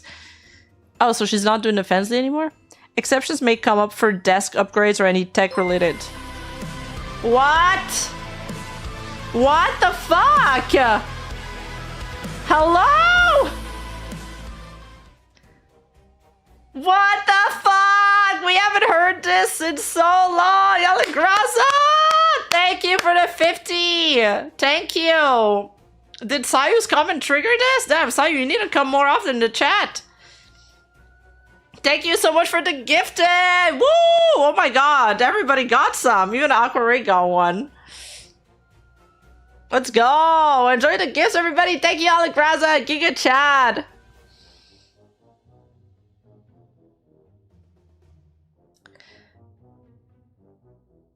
I would like to remain anonymous. I want my VTubing activities to be separate from my roommate IRL activities. Wait!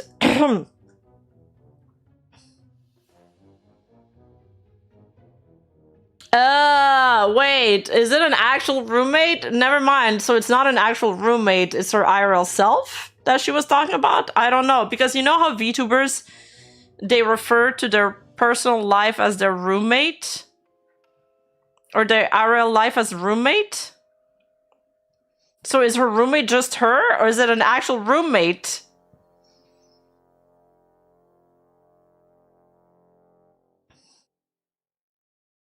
The people I interact with on Twitter, VTubing does not mean I endorse their belief. I like befriending on diverse amounts of people. That's fair. I will not mention any IRL topics that affect real people. I will only talk about fictional politics and drama happening in games or media that I consume. And I apologize for cutting any conversation abruptly when these topics come up. She really wants to stay away from drama.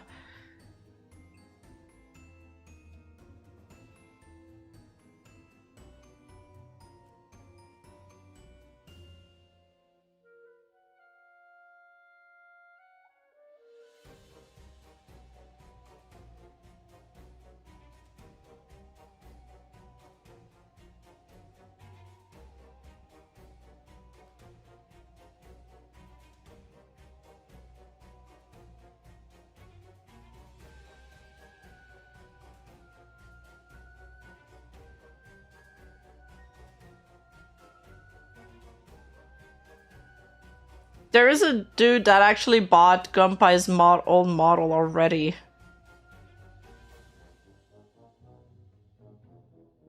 Oh yeah, I forgot about this.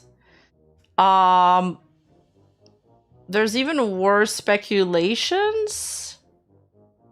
When was this? Oh, that was in April. That's actually sad though, if it is true. We don't know if it's true. I have to make a huge disclaimer here, because these are allegations. But apparently, an ex-Gumpai fan may have taken his life. The person I'm quoting is an ex-Gumpai fan. This is his last tweet, and the images are the tweets before it was posted 3 days ago. I fear the worst may have happened. No matter what anyone says, I will forever denounce romantic parasocialism. Okay, I'll be your boyfriend for $24.99 a month plus a free membership. Thank you for the super chat, Spider Bro. Thank you. Yeah, this was a few months ago. It was in April. I didn't see that until now.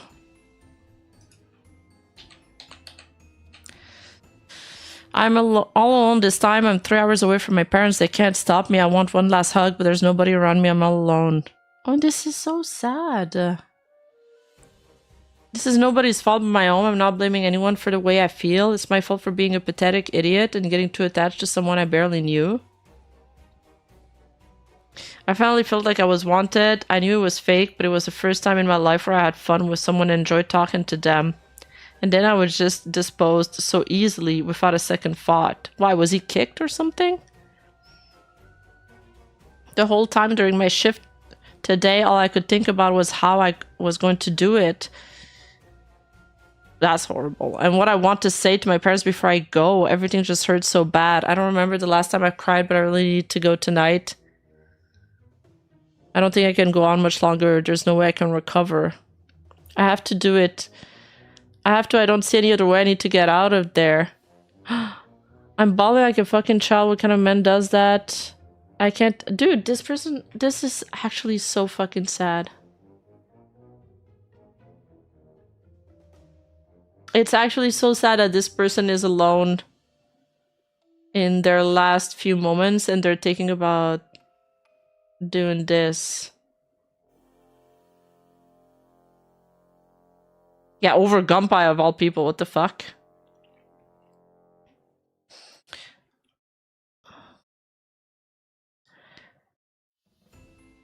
I haven't thought about anything else over the past 2 months. I'm broken. There's no way to get rid of these awful memories.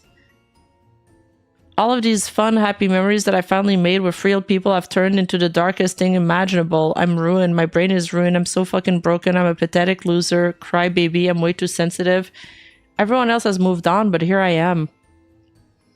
I can't forget, and I don't think I ever can. I just feel like this looming darkness ever since it happened. If there's only one way to stop it, I can't live with all this in my head. It shouldn't be getting worse, but it is. I think I'm just too mentally fragile to deal with this. So what happened? It hurts so bad I won't stop hurting. I want it to stop. Please. I need it to stop. I don't know what else to do. It's the only way to stop. I'm so scared. Did somebody check up on him? I was checking up on him ever since the Gumpai expose happened. But I'm not professionally qualified to aid someone with suicidal thoughts, so there was a little I could do. I feel a pit in my stomach as I write all of this. No amounts of positives in parasocialism are worth this. Meanwhile, even right now, Gumpai just does her online activities like the whole thing is a joke, and that is because it is to her. The VTubers themselves rarely suffer any meaningful consequences for hooking their viewers up romantically while not thinking about them as much. But did she make promises to this person? Like, what was their relationship, you know?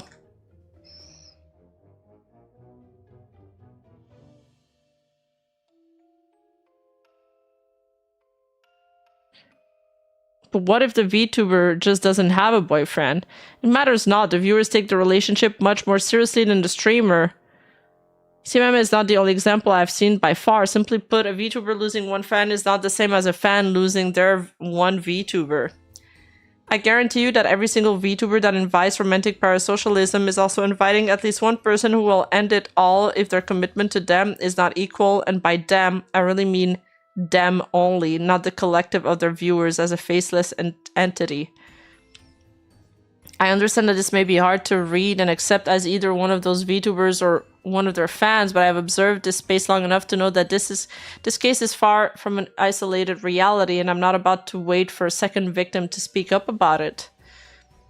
In all fairness, I also know of one such VTubers who saved a viewer from suicide. I recognize this to be a possibility too. Coincidentally, I also know that said viewer's commitment to that VTuber is again much bigger than the VTubers, and I can only wonder how that will end. We are gambling with people's life by letting this go unspoken about, and something needs to change. I'm just some guy I may have failed to save a life. It is not a feeling I would wish even on the people I despise the most. Help me make people give a fuck about this. Oh, Hitakusa. Sorry for the tagging, but I know of your history with Gumpai. Can you signal boost this thread? Wait, I was tagged in this! Sorry, I never saw this until now.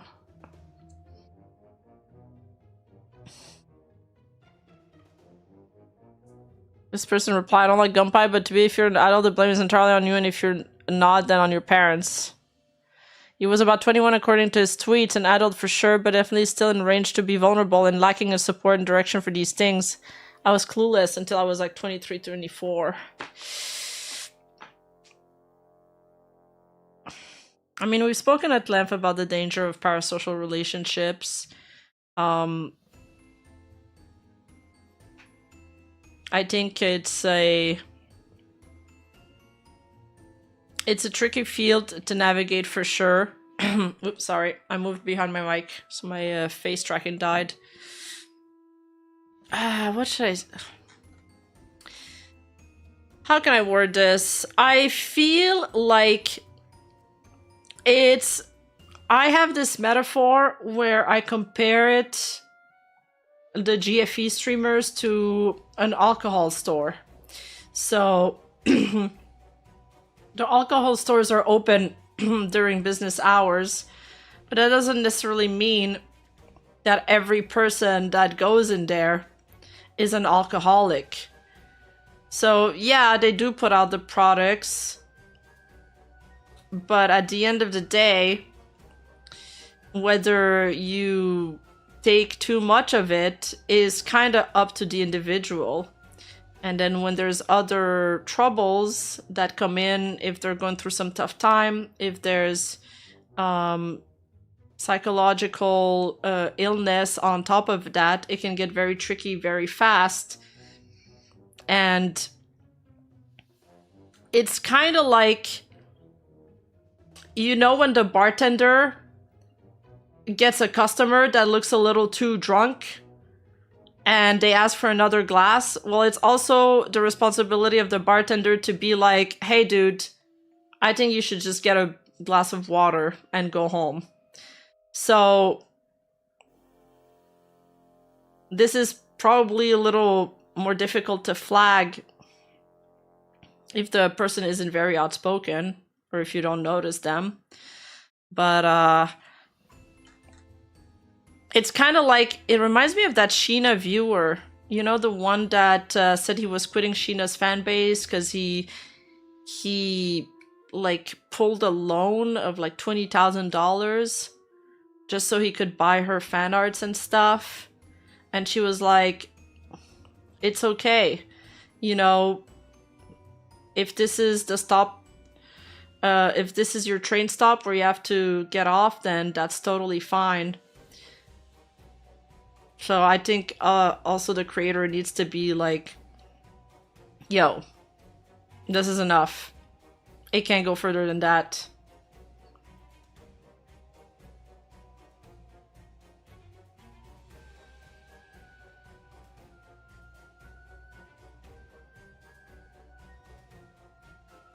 But I'm wondering what happened, because he's saying he lost her and stuff. What do you mean? Because she just stopped streaming, or? No, because she didn't stop streaming. She was still doing the Fensley stuff. Did she ban him from the Discord? Yeah, Sheena had to address it on stream to not do that? True, exactly.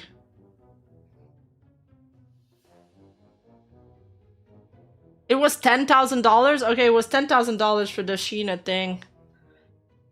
But still, I mean, he put himself in debt and his family just to provide for somebody he doesn't know. That's crazy.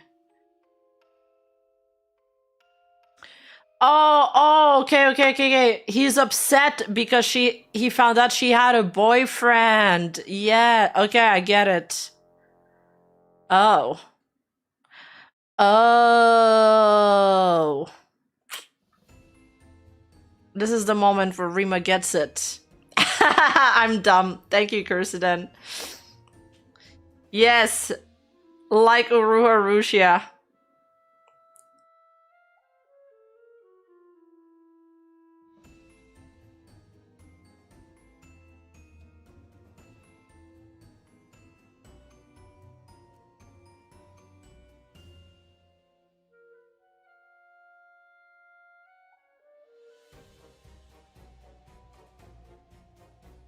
Yes. Wow. Wow. I hope this guy didn't follow through, because this is awful. I can't believe I'm just learning about this now.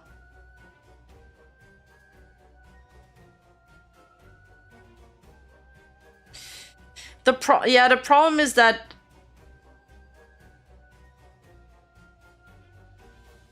yes, I touched and ate too much grass and forgot the Gumpai drama. True.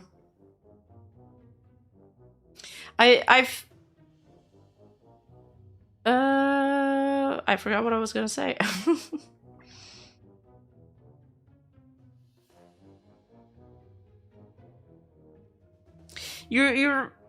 I don't know. I feel like these kind of viewers are... The problem comes when the content creator starts promising things or acting as if they're dating their viewers. I do think that crosses a line that is really unhealthy.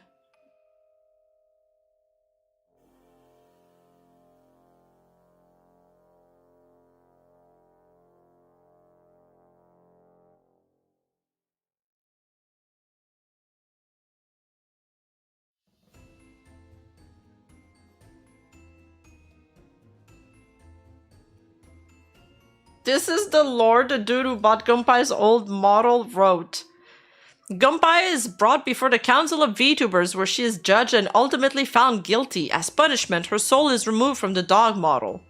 The next day, a woman appears before the council pleading desperately for them to save her dying brother.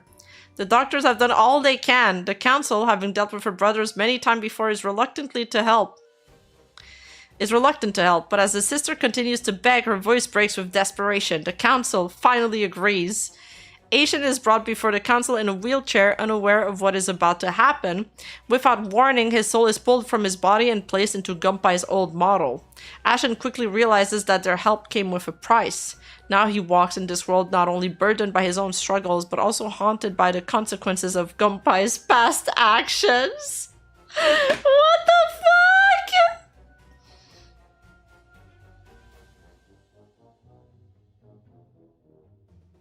She really is like the IRL Ame-chan, and it's so less fun IRL. Thank you for the super chat. Yeah, so this is his lore idea after acquiring the Gumpai model. I guess it is original.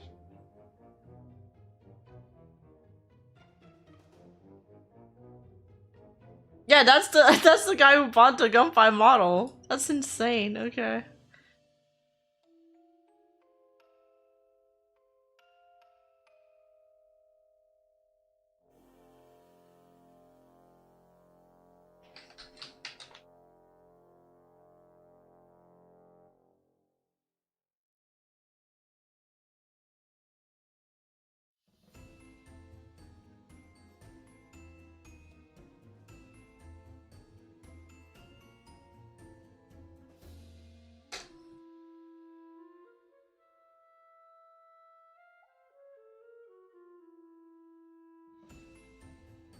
So, last topic, this is about Deme, a VTuber who made a tweet about content creation saying, I hate when people say streaming is hard.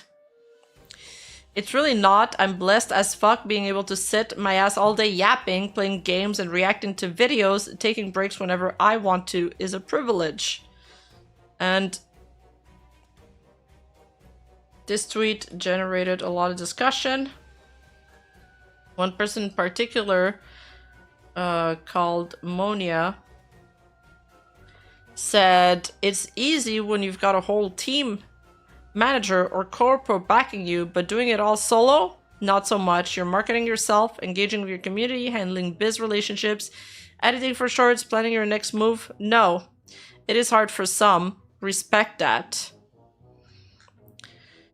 I feel like, oh my god, I feel like this is the same topic every few months. My take on this is that I do think streaming is easier than some other jobs, but it also has some harder facets that some other jobs don't have. Like, there are some situations or troubles that arise only from being a content creators that would never arise in any other field. Now, however, I've never struggled with that part. I don't think you need a team or a corpo backing you to find that streaming is easy. Because I don't have a team or a corpo backing me. And I still would pick this job over anything else. It's got to do a lot with the passion you have for it, so I think if you're motivated by what you do and you like what you do, then it doesn't feel like work. But if I'm working at Starbucks and I suddenly feel sleepy, I don't think my boss will take it very well for me to just decide to take a nap on the floor. But if I'm a content creator, well, I can do like I did today and set my stream at 7 p.m. when the sun goes down because I want to spend all day in the sun before that reading in the park. And if I want to, I can take a nap before I stream. I mean, so there's that. Put the Frappuccino in the bag.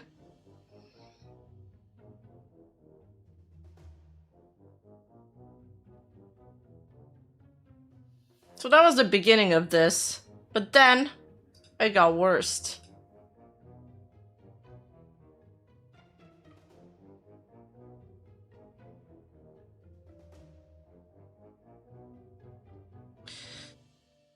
This post was made over the fact of this. Not even minutes later, after the tweet, I never said growing was easy. I said being in a place of privilege to do this for a living and to complain that it's harder than a normal job is out of touch. Streaming is easy. We're fucking playing video games and reacting to videos. Content creation and growth is a completely different subject because it's so different for everyone. There's no magic formula. People can just assume what I mean without just scrolling through the post, but I can't react to people literally downplaying everything I've done for the past 6 years to make this a point. Just because I grew an audience, this is the reason why you see more content creators keeping quiet to every single little thing. I have to react perfect or else I'm just a bitch. I'm still the same person as I was 550 or 20, loud, outspoken, and I'll talk shit if I'm being disrespected. Some of y'all got too used to crying, making up shit, and getting something out of it.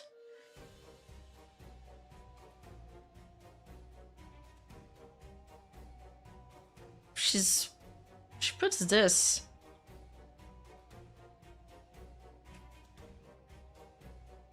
I wish people would stop attacking people for saying it's hard or not hard. Everyone's experiences are different.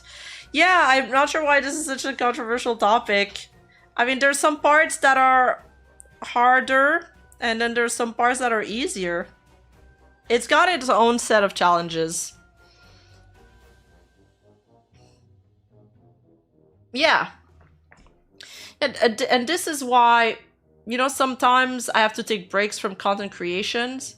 And I let you guys know that I'll be like out of commission for a couple weeks. It's because, I mean, sometimes I get offered some jobs IRL and they're like physically demanding, but I can just turn my brain off while doing them. And then I get to talk to cool people throughout the job. So I'm like, I take them because it's like a change of pace for me. And I like that because it's another set of challenge that I don't have while doing content creation. But I would never give up content creation. It's just that I like the little change of pace that it gives me from time to time.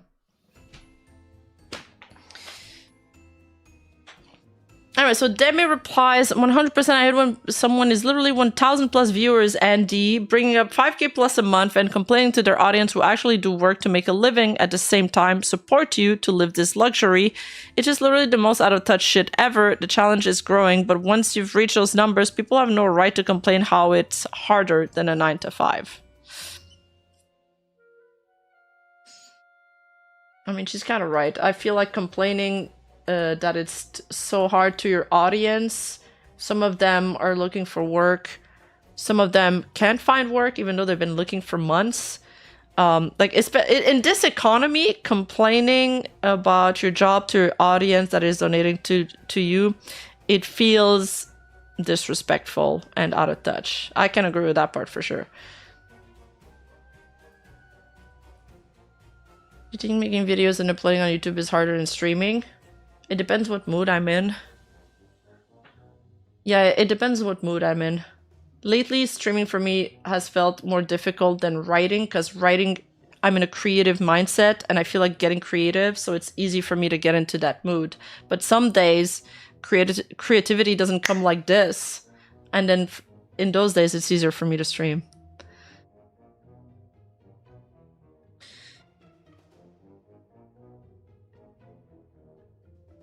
Okay, but then there's more. I closed the tab on accident, so give me a sec. Shit.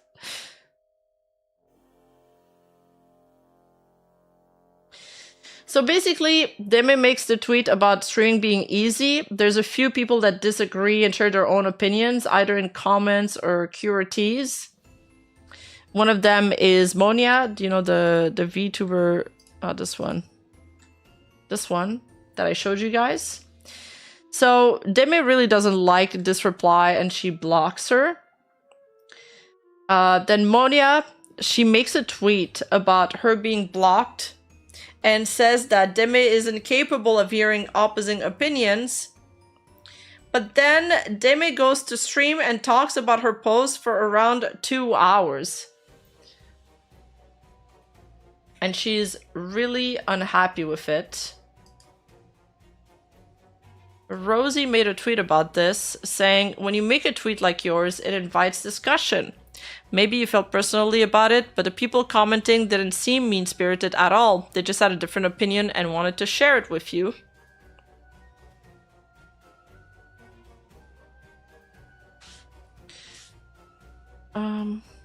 Dragging another streamer live and comparing her to Cinder is so mean-spirited, and you don't have to agree with her, but she wasn't attacking you in any capacity.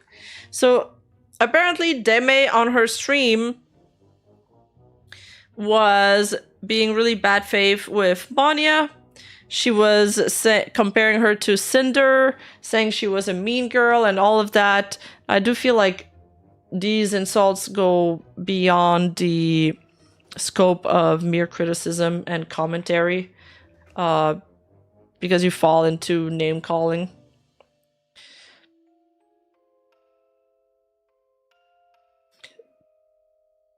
And yeah, I don't know if it's necessary to drag somebody that hard just for that kind of take. Like, it's pretty mild. Like, come on.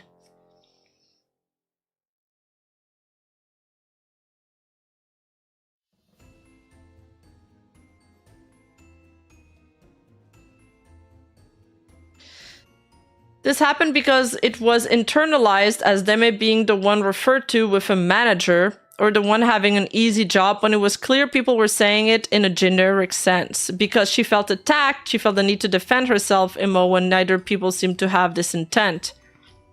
I mean this out of kindness of my heart, but I think apologizing that it was made personal would be good. No one's perfect. We all have our moments, right? Don't be mean to anyone involved, please. Criticism is the only way we grow. And well said by Rosie.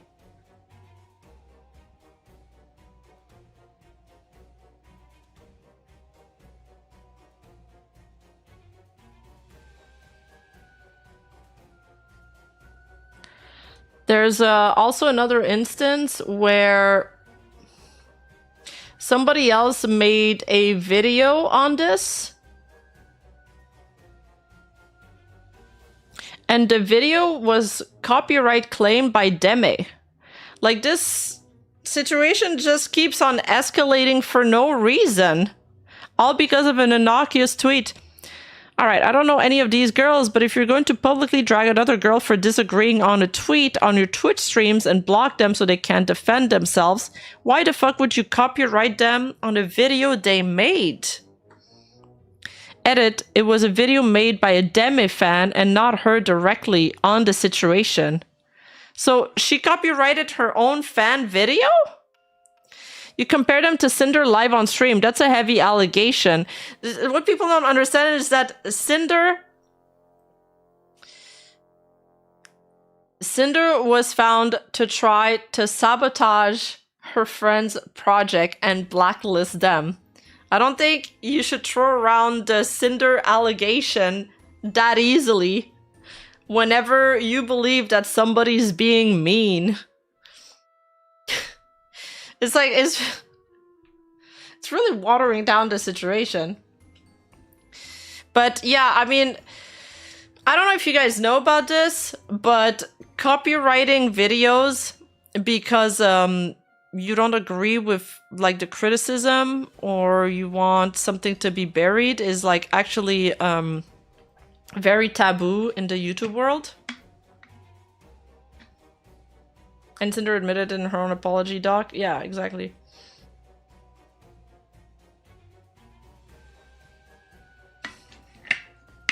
But I think copywriting the video due to a copyright claim by Demi is that's a huge no-no.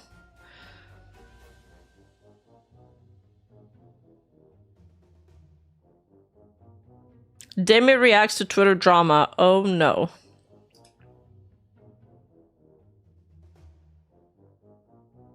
Listening to Demi Dragger was super hard.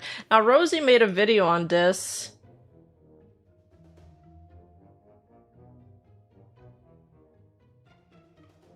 If you guys want to go check it out. It's 1 hour and 12 long.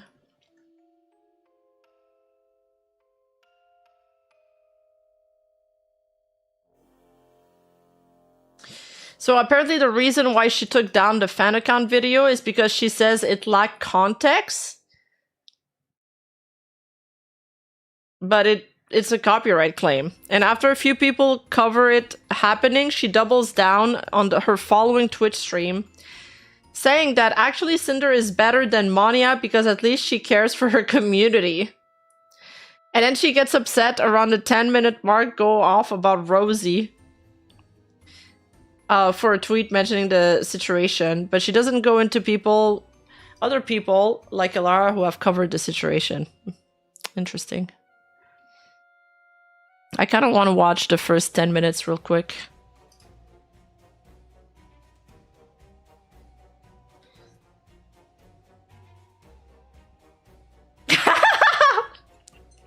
I love Rosie's reaction.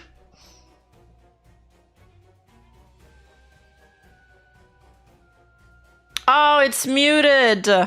Fuck, you guys missed it. Handling biz relationships. Okay, so you're in it for the f***ing money. God, you're just like Cinder. This is so unhinged. Kaboom. All right, boys. So we got a small bit of drama today. All right, as I say every time, no matter who I talk about, obviously, if you are being horrible to them as a person, attacking them on a personal level. Guys, stop saying it's muted. It's not muted anymore. I could see it in my sound mixer. Harassment, all of those things, never okay. Never okay. So, as always, when we cover people, we criticize actions they make and not the person directly. We're not out here trying to harass. We're not out here trying to ruin their life. We're not out here trying to burn a witch because that's stupid. With that in mind, the drama of today is apparently Demi went and talked about somebody. Demi got into a dispute, a Twitter dispute, and what do you know, it got heated. Color me surprised. I am someone this has happened to directly, okay? I am not above it. I have also gotten, you know, irritated at Twitter and people's opinions, all right? So, I'm not above it. But anyway, the original post was this: I hate when people say streaming is hard. It's really not. I'm blessed as to be able to sit my ass all day yapping, playing games, and reacting to videos. Taking breaks whenever I want to is a privilege, which very true. However, when you're on Twitter, the important thing to know is that you are talking to two groups of people, usually people who are smaller streamers than you, all right, and viewers. So those are the two groups of people that are going to see your tweets and who this could or may not resonate with. But a lot of people, if you don't know this, usually this tweet resurfaces once a year. It's always, is streaming hard or not? More than that. And it's usually used as like a bait tweet, maybe not bait, but like discussion, right? Everybody's got a different take on it. Some people will say streaming is hard. Most people know that being very good at streaming to the point of being able to have it as a career is not easy. It's not a cakewalk. It's very competitive, right? Blah, blah, blah. But also, a lot of people are thankful it exists because you don't have to do the patty flipping at the McDonald's. It's a lot more fun. It's a dream job, right? I would burn the patties. So a lot of people who make it as streamers, people are going to envy your position, right?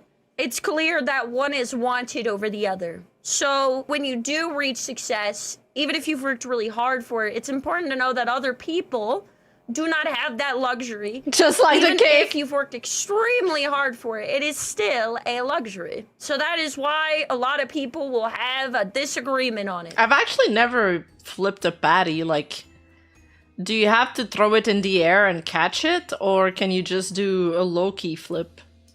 Anyway, making this tweet, you could guess, is not going to go without discussion. Good and bad, right? Even if you think it's a banger tweet, people will respond stuff like same, so true, I don't agree, right? So people true, queen. So that's what they did. Unfortunately, all right, I guess Demi did not expect people to disagree with her. I don't know if it's just that she doesn't normally make discussion posts. I bet the noodles you boil are good though, Sayu. I bought like $200 worth of canned food from Amazon, so I'm stocked up till winter.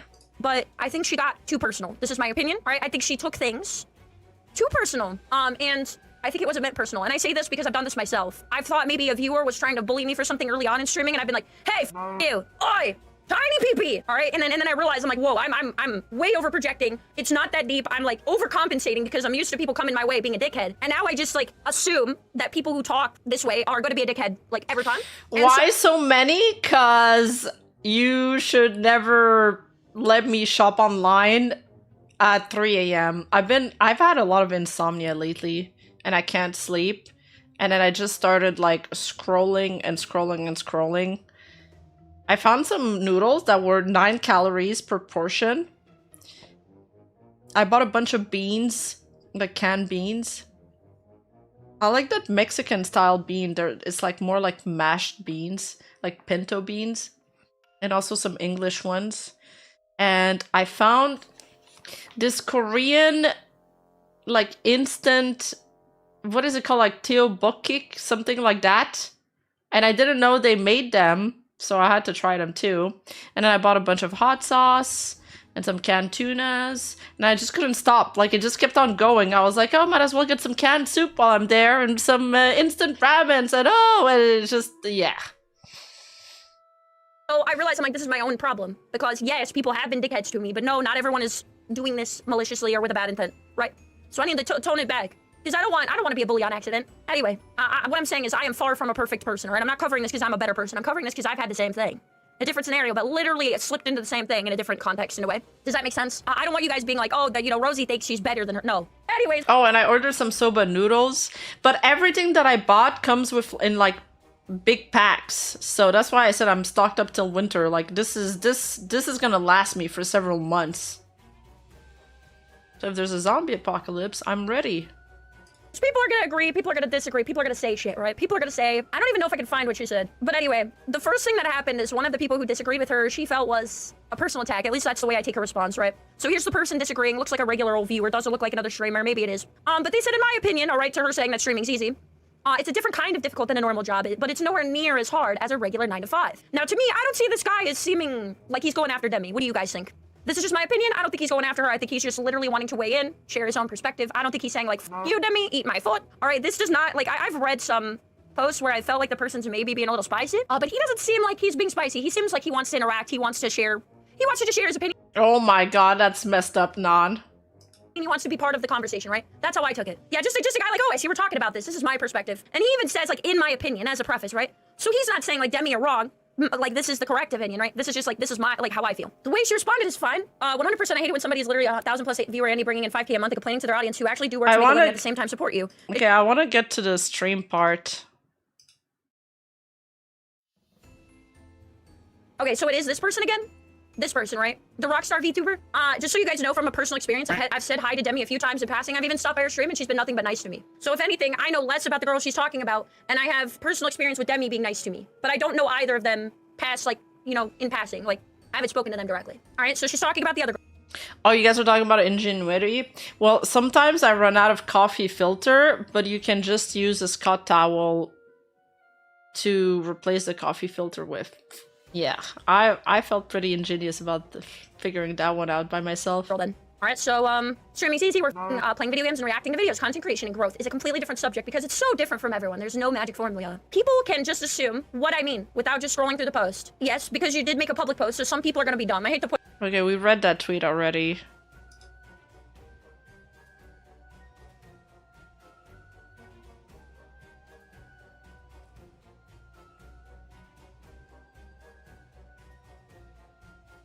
Don't forget that I'm a full-time student while doing all of this solo too. Yeah, sometimes I feel like dying. Well, having a job as a student is never gonna feel easy. But that's something everybody needs to go through.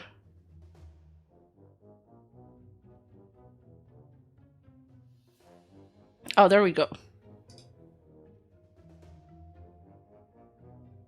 You want to say someone is wrong and openly talk about them, that can be fine, but like not if you silence the other person, especially.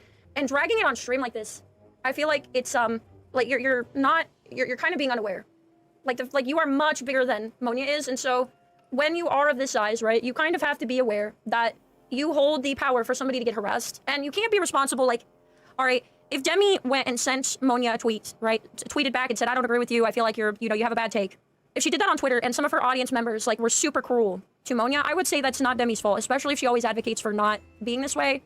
It's not Demi's responsibility for every unhinged member on the internet, right? She's talking about multiple responses she got, yes. But what I'm saying is at this point, okay, before we go further in the video, Monia, it's important to know the context that Monia cannot speak back about it. So before we start the tweet, remember that at this point in time, Demi made the post, Monia made a response, and Monia has been blocked, okay? That is where we're at in the storyline. I guess so, dude. It is what it is. Oh my god, dude, you know what? People think I'm not able to like have an opinion because I made it. Bitch. I made it because I had this personality since like the beginning that I never even in my life thought I would even deserve something like this. I don't. You know why I feel like I don't, and I'm so lucky, and I'm actually appreciative of everything that I've grown and stuff like that. It's because I'm just sitting in my ass playing video games. We are sitting in our ass playing video games, and dude, are we really complaining about that? Are we really complaining about that? That's insane. Anyway, bitch, I blocked her because. So she was the 3D model movement is really good. Talking about her before this, because she said, anyways, bitch, I blocked her. So was she talking about her on this whole rant, or is she now just talking about her? But immediately name calling. All right, and I'm gonna say something I heard the other day that I really resonate with. The second you, I mean, she said, no, she didn't really name call her. She said, "Bitch, what are you talking about?" Like, I don't know if in that particular sentence she called Monia a bitch. She just said, you know, bitch, what you on about? Okay, I'm not explaining it well.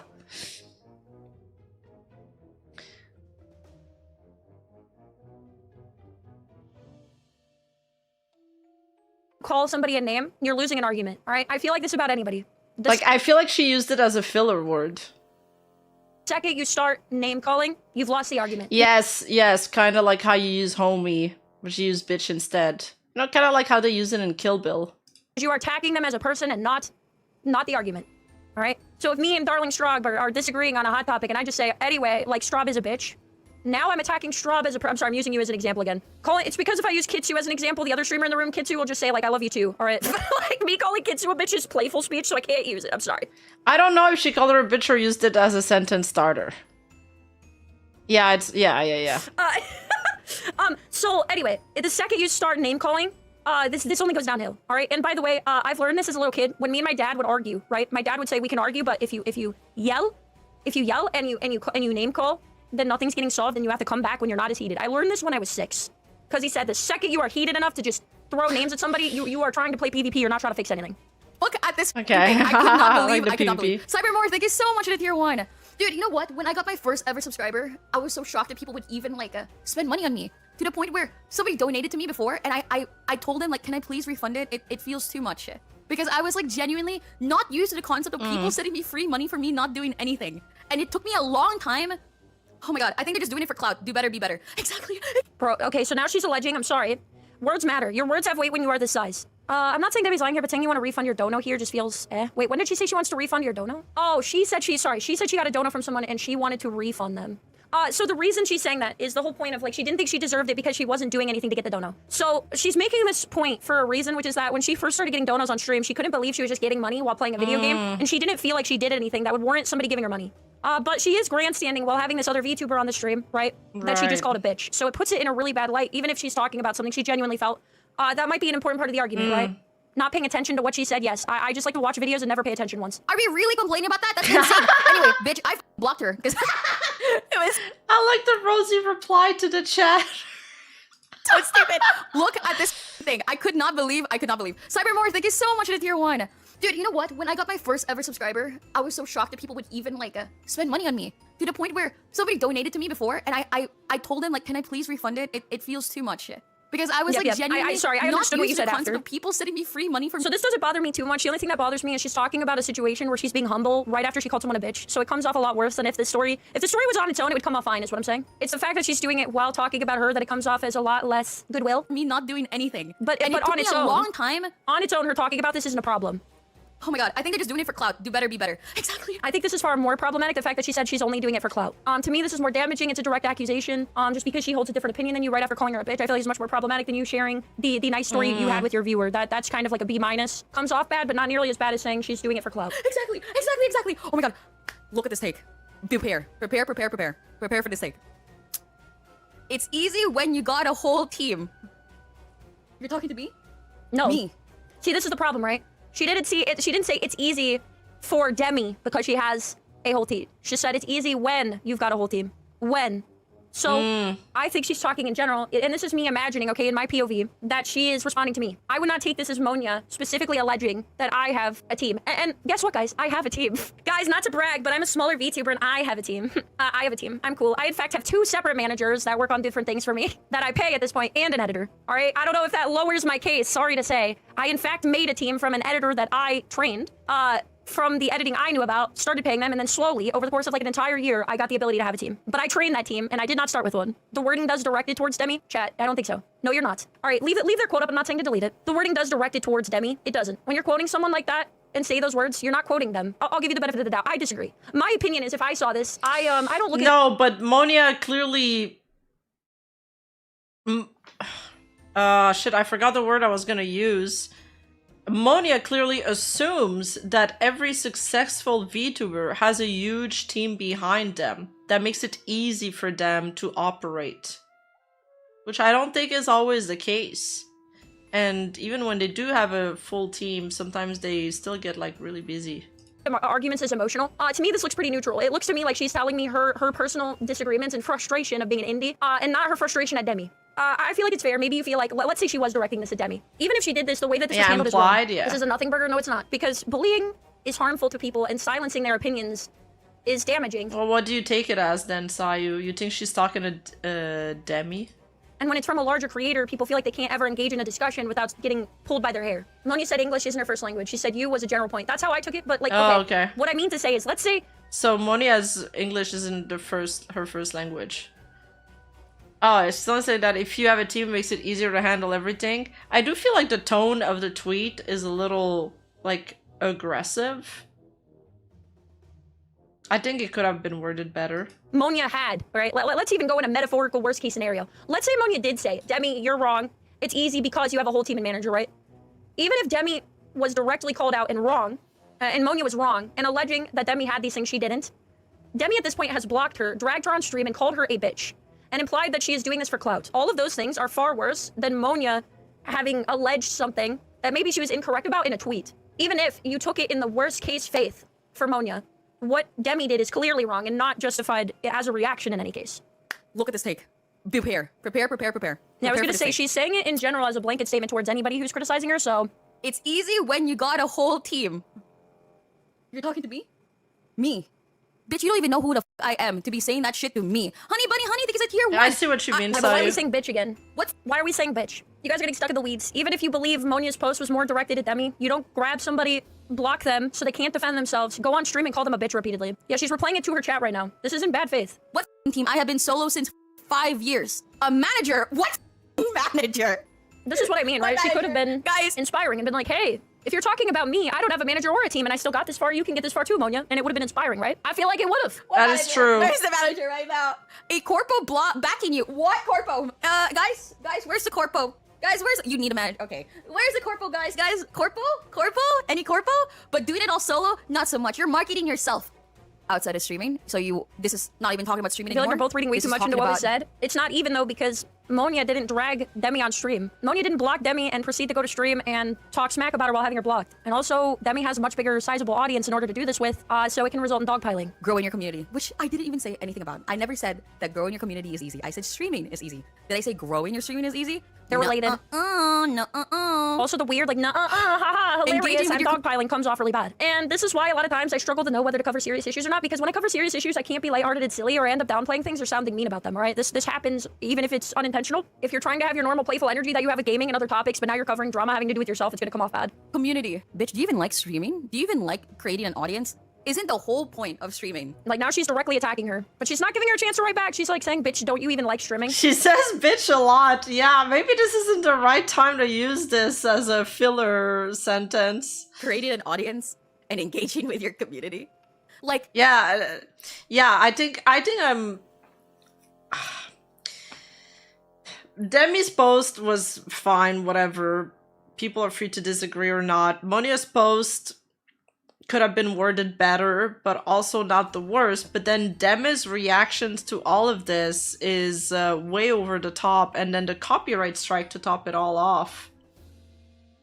It's too much. Yeah, no, Sayu, you were right on that. Holy shit. dude, God. And by the way, she doesn't say anyone in here, like, I hate streaming, this is horrible, I don't like the community I fostered. You know what I mean? So this is a lot of assumptions Demi's making about Monia that are kind of slanderous, right? She's implying, like, you don't care about your community, you don't care about the fun you have, right? Like, you aren't, basically she's saying she's only doing it for money and not the right reasons. Guys, I could not imagine. I could imagine engaging with your community. Yeah. Like, this is all True, though. Imagine engaging with you guys like, brother, ew.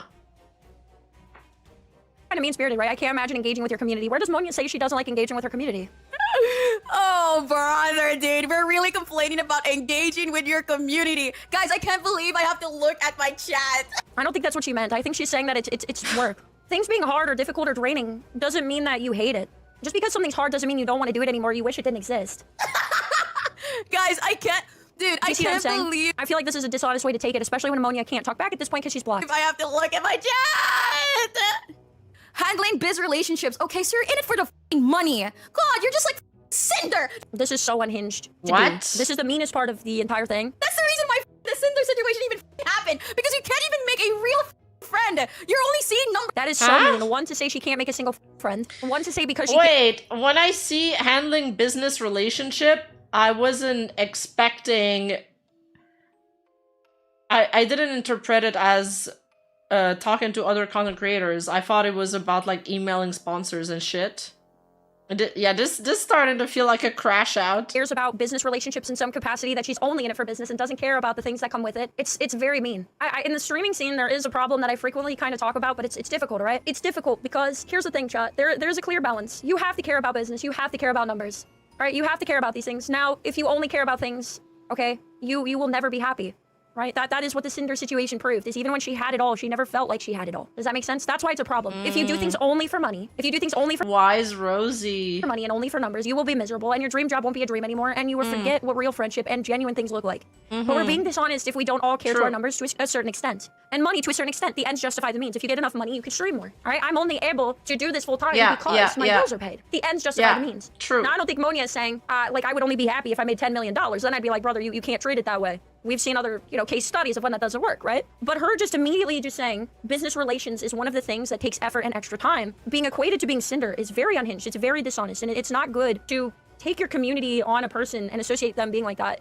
You are, like, whether people like to believe it or not, you are an influencer. It's a gross word, but the word influencer matters because you influence people's decisions. Numbers. Oh, numbers. Let me look at numbers, dude. Your greed is f***ing just business, guys. It's just business over here. Guys, people like this is the reason why streaming is not as fun. Because you lack people who genuinely, and this is the reason why people with passion actually grow. Because holy f***, if you're only here for the money, no wonder. No wonder it's so f***ing hard for you.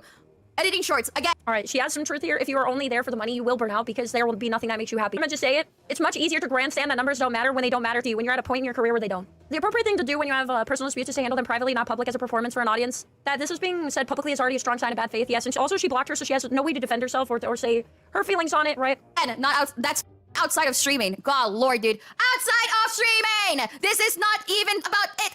Oh, planning your next move. What the f*** do you even stream? What did she even stream to plan her next f***ing move? Guys, okay. Okay. I say the wrong thing, but this is considered harassment on Twitch, right? Going into somebody's personal profile who didn't consent to you doing that and dragging them, just like if you did this to a viewer, by the way, you can't do that. Like, if I have somebody in chat who says something unhinged and I ban them, if I go in and look at their personal Twitch profile and try to find them on Instagram and shit, I'm not allowed to do that. I could be wrong, but I don't think you're allowed to do this. I think this constitutes at least as harassment, or like, I could be wrong. But I feel like this is kind of getting close to smearing. Because you're actively, like, pushing your audience into thinking falsehoods about this person and engaging in, like, harmful behavior a little bit. I'm not saying she's, like, out here, saying you should go bother her, but, like, by doing this and showcasing her content like this on stream, it's more likely she's going to get harassment. I feel like it is in Twitch TOS, but I don't know specifically. Marvel Rivals. Oh my god, the next move is playing League of Legends. Guys, I have to play Wuthering Waves. My next move. My next fucking move, guys. Oh, it's the next move. Get a grab of reality! Jesus. Oh god! Jesus. God, no, she's still yelling. She's just yelling at her. Like, why? Like, this is scary. Why are we screaming about Does this she person? always yell like if somebody this? said that, like, if I would cry, all right? I'm a baby. Wait, does she always yell like this? Like, is this how she speaks, or is she just genuinely crashing out? Like, I keep to my guns pretty well, and I'm stubborn. Dude. Oh, you're awful. We should not be laughing at this. And I'll cover stuff, but, like, this would make me cry. Like, if I admired somebody and they said this shit like this, I would be, like, I would okay. cry. I really would. This She's is just over the top most of the time. So mean. Okay. But handling biz relationships, you mean having friends? Or oh my god.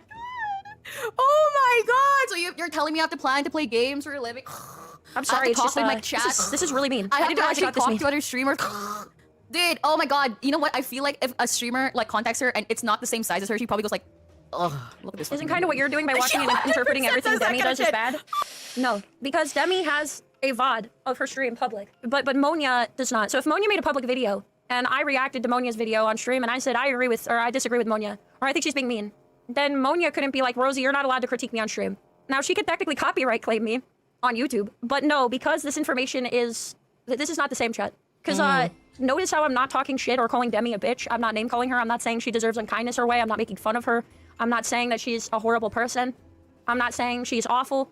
And also I started this stream just in case somebody felt like being stupid and unhinged. All right, even though I don't technically have to say it, by saying that regardless of what I'm talking about, we never dogpile everyone. I say it multiple times a stream. Making a person worry about their safety is never okay. Never okay. Not to Demi, not to whoever's wrong in a situation, not now, not ever. We're criticizing what Demi said and how she said it. All right, and we're hoping that she apologizes for this and she realizes how harsh this comes off. All right, that's it. Nobody is perfect on the internet. Nobody is without fault. But we don't like bullying because what this does is it makes it so people are afraid to ever disagree with you outwardly because they're scared to, because you're afraid you're gonna get dragged. We don't do that. Oh my god! Oh my god, dude! Oh my god. I can't imagine how people agree with this shit. Also, here, have some great money. Megabit, thank you so much! Guys, let's read my post again. So we all remember what I actually did right. So I don't want to read the post I hate when people say again. streaming is hard. Did I say growing a stream? Even if she apologized, it's too late. No, that's not true. We're not encouraging the behavior that people can never apologize or own their mistakes. For some people, everybody is different. People can choose to forgive, people can choose not to. But we're not trying to burn the witches, okay? We're not doing that. Are we allowed to disagree with you? You're allowed to disagree with me, but if you encourage hateful behavior, I won't have it. Okay? That's how your post will get deleted. I have to own by example. You can disagree with me, but you cannot, Yeah, and some people are very sensitive to tones. cannot engage in wanting to be unkind towards this person in a detrimental way. I have to lead by example. I'm covering this because trust me, there is not a shortage of pitchforks, all right? I mean, for me, still the worst thing she's done so far is copyright strike that video. That's crazy. I haven't seen somebody do that in a while. We don't want a dogpile. We want people held. Yeah, but Ethan copyright stroked these guys because they were actively telling people, watch me watching Ethan's video so you don't give him ad revenue. Like, they were funneling the views to them. It was kind of like malicious the way they did it. Accountable and speaking up against bullying. If she does it now, then it'll just be disingenuous. No, that is also untrue because people don't change in a flash of a hat, chat. What do you mean? Who are you to decide how long it takes somebody to mentally process that they've done something wrong? That 24 hours is too much for you and you should have done it in 12, or it's somehow not. No, we're not doing that. It's a dumb take. We can't do this whole thing where Wait, this is the only time you've seen... Rosie has usually based takes. She's usually pretty based, pretty balanced person. I really like Rosie. I did a collab with her. She's really, really cool. Yeah, you should check out her content. Expect people to be holier than thou and never make a mistake, all right? They say, whatever?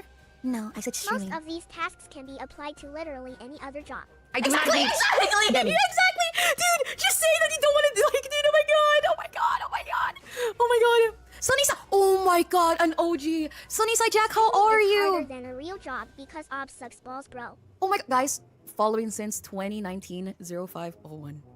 One of my first subscribers. You know why, guys? If I'm being honest, Jack, would you have been watching me if I was only here for the money? Oh, I really hate this argument. You wouldn't be able to.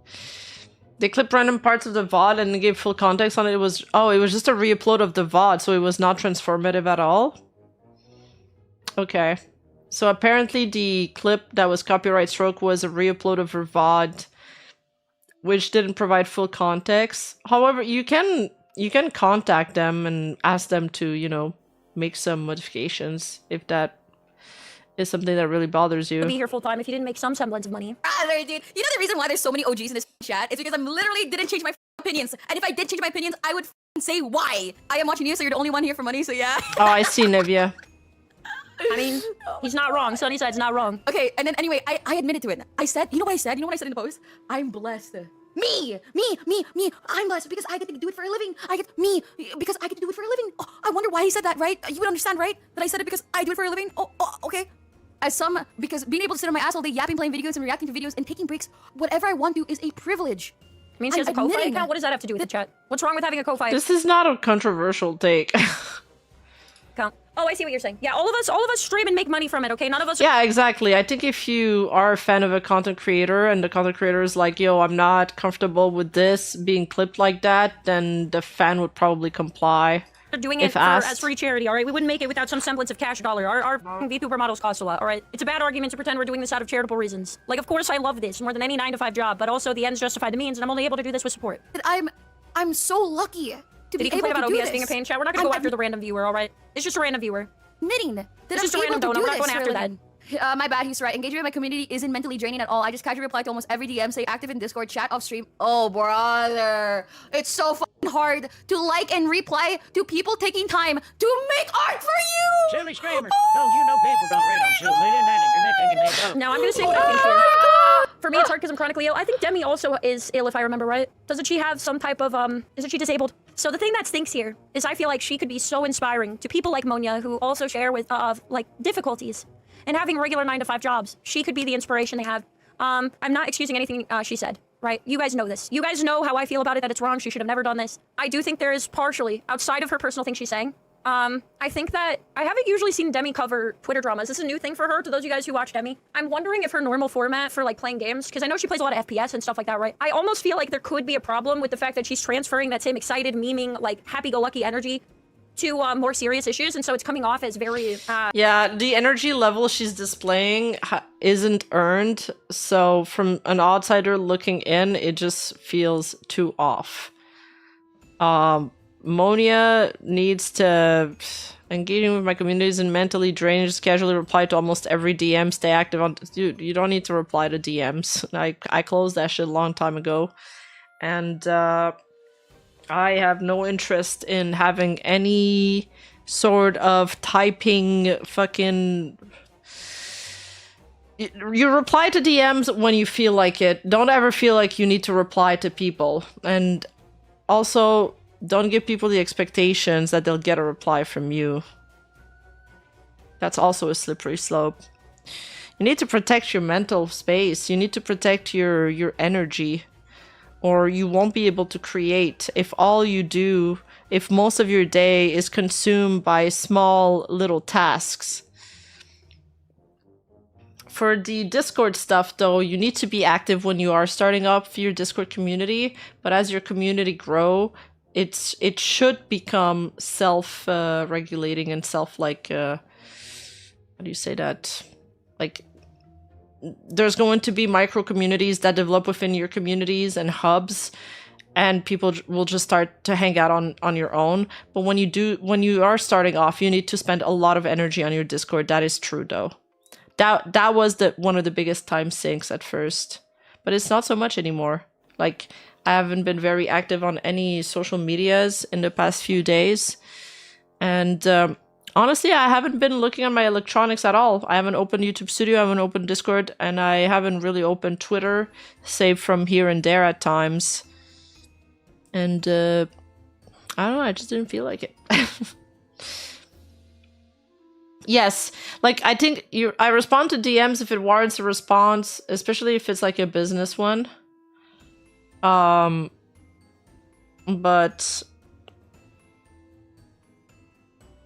if somebody takes the time to say, you know, I received some DMs saying, oh, you're an inspiration and all of that, but then you reply and they start to expect a back and forth. I don't want to get into that. I'm not somebody that, you know, likes to do the whole typing thing. I'm somebody that's much more comfortable with voiced conversations. And if they want to talk to me, they can come to my stream, not try to corner me into some kind of one-on-one. I don't really like that. And I feel like a lot of people try to get your attention like that. It's coming off really badly to have that same, like, lighthearted memeing, like, high energy. Okay, like, let me give you guys an example, an unrelated one. Imagine if Chibi Doki covered, like, Johnny Somali. That would hit a lot different, right? Yeah. It would be very hard to take her seriously because her eyes Yeah, you know what I mean. You know what I mean.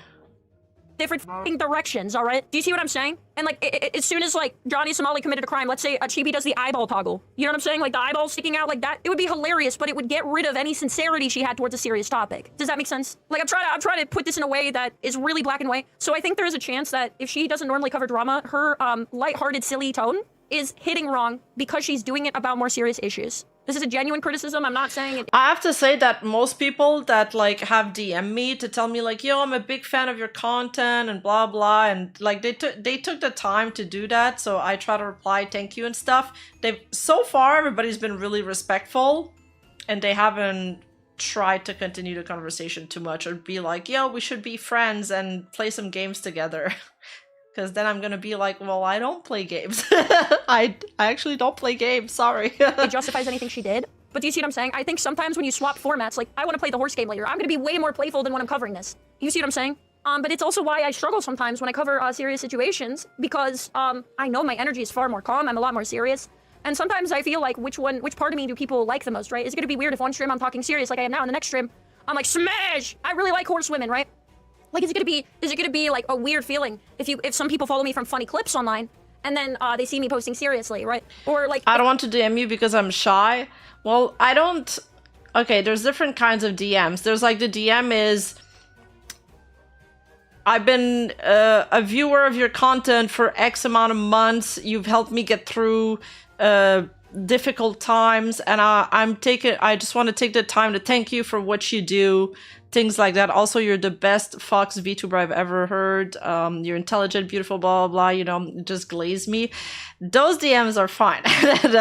and I'm joking. But, like, those genuine DMs are fine. But don't DM people being like, hey, Rima, can I ask you a question? Hey, Rima, can we talk? No.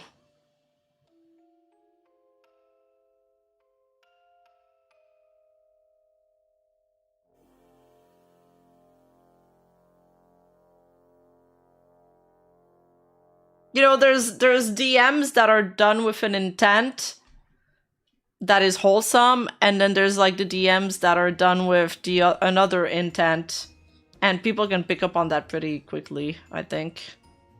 And then I have just people, dude, I have people that just send me like news all the time, which I appreciate. I actually see them, by the way. I see them and I save them. I don't always reply, but I do appreciate those people. Yeah, thank you, Bitik. Thank you. See, DMs like that, I usually try to reply. If I am serious one day and I want to be silly the next day, are people going to expect me to be serious all the time? So I think the problem might actually be that she doesn't change her normal attitude she has on other things, which really works for gaming and lighthearted topics. She keeps that same energy towards covering drama, and I think it comes off badly, potentially. Yeah, she might have a point there. Does that make sense? I think that is a potential problem here, outside of the other issues. So Liking the literally doing zero research and spewing nonsense lol. Guys, it can't be worse. It can't be even worse than this, dude. You can't be making this shit up. How long has she been going on about this, right? At least 10 minutes or more. Streaming is hard in its own way. How about picking up view and not bullshitting? You didn't read it! I said things that are outside because you create the goals you want. That's what I said. All right, I'm sorry. Dude, you're not even reading. What did I say after the fact? Yes, streaming is So hard in its let own me way. see the point where she covers Epico. I think we got past the main part of the critique. I will say one more thing, Monia. I do disagree with you on reposting fan art. All right, but I have a polite way of saying it. It's all how you disagree with somebody and doing it diplomatically. Does that make sense? Just do it diplomatically. Just be like, you know what, Monia, I think you're wrong. I think reposting fan art is not really that hard. But you know, I get it. It's literally just a click. Compared to doing nothing and just having to remember to like, the little things add up, right? I think that's Monia's point. Not that fan art is like the worst part of her day. I get your intent, you know? Maybe it was poorly phrased and I could pick out like, oh, but reposting fan art is not hard, right? But I think the point that you were trying to make is it's always one little thing after another little thing after another little thing.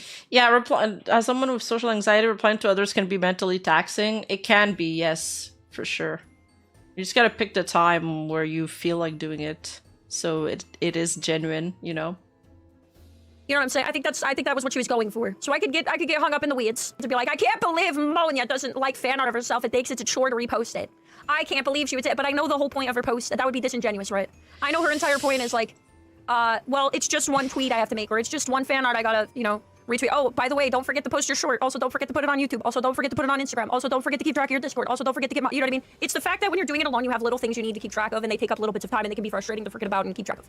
I think that's the point. Now I say it directly to her face, right? Monia, I disagree with you. Did I have to say it in a mean way? Did I have to? No. This is what I mean is I don't think anybody's mad about people disagreeing with each other. It's the fact that like they disagreed, Demi dragged her and got like farmed all of this and also blocked her. And Wait, it's, like, guys.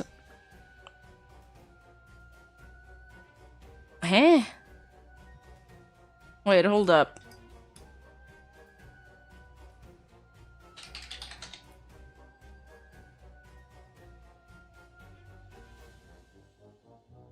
I'm confused. I got an email from Twitch saying I'm invited to the Twitch partner program. Does that mean I got accepted? Does that mean I got accepted? Or does it mean I gotta apply? I don't have a check mark on my Twitch, so... What? Pog? You're invited to the Twitch partner program.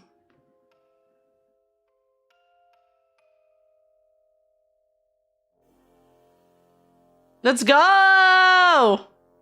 Yeah, I did apply. But it says I gotta get started, like I gotta activate it or something. Let's go! We did it! Finally! Woo! Yay! I think you still need to apply for the invite. Yeah, I think that's what I need to do. Finally! Let's go! We finally did it! Yay! Okay, that's great. That's great. I'm happy. Yay!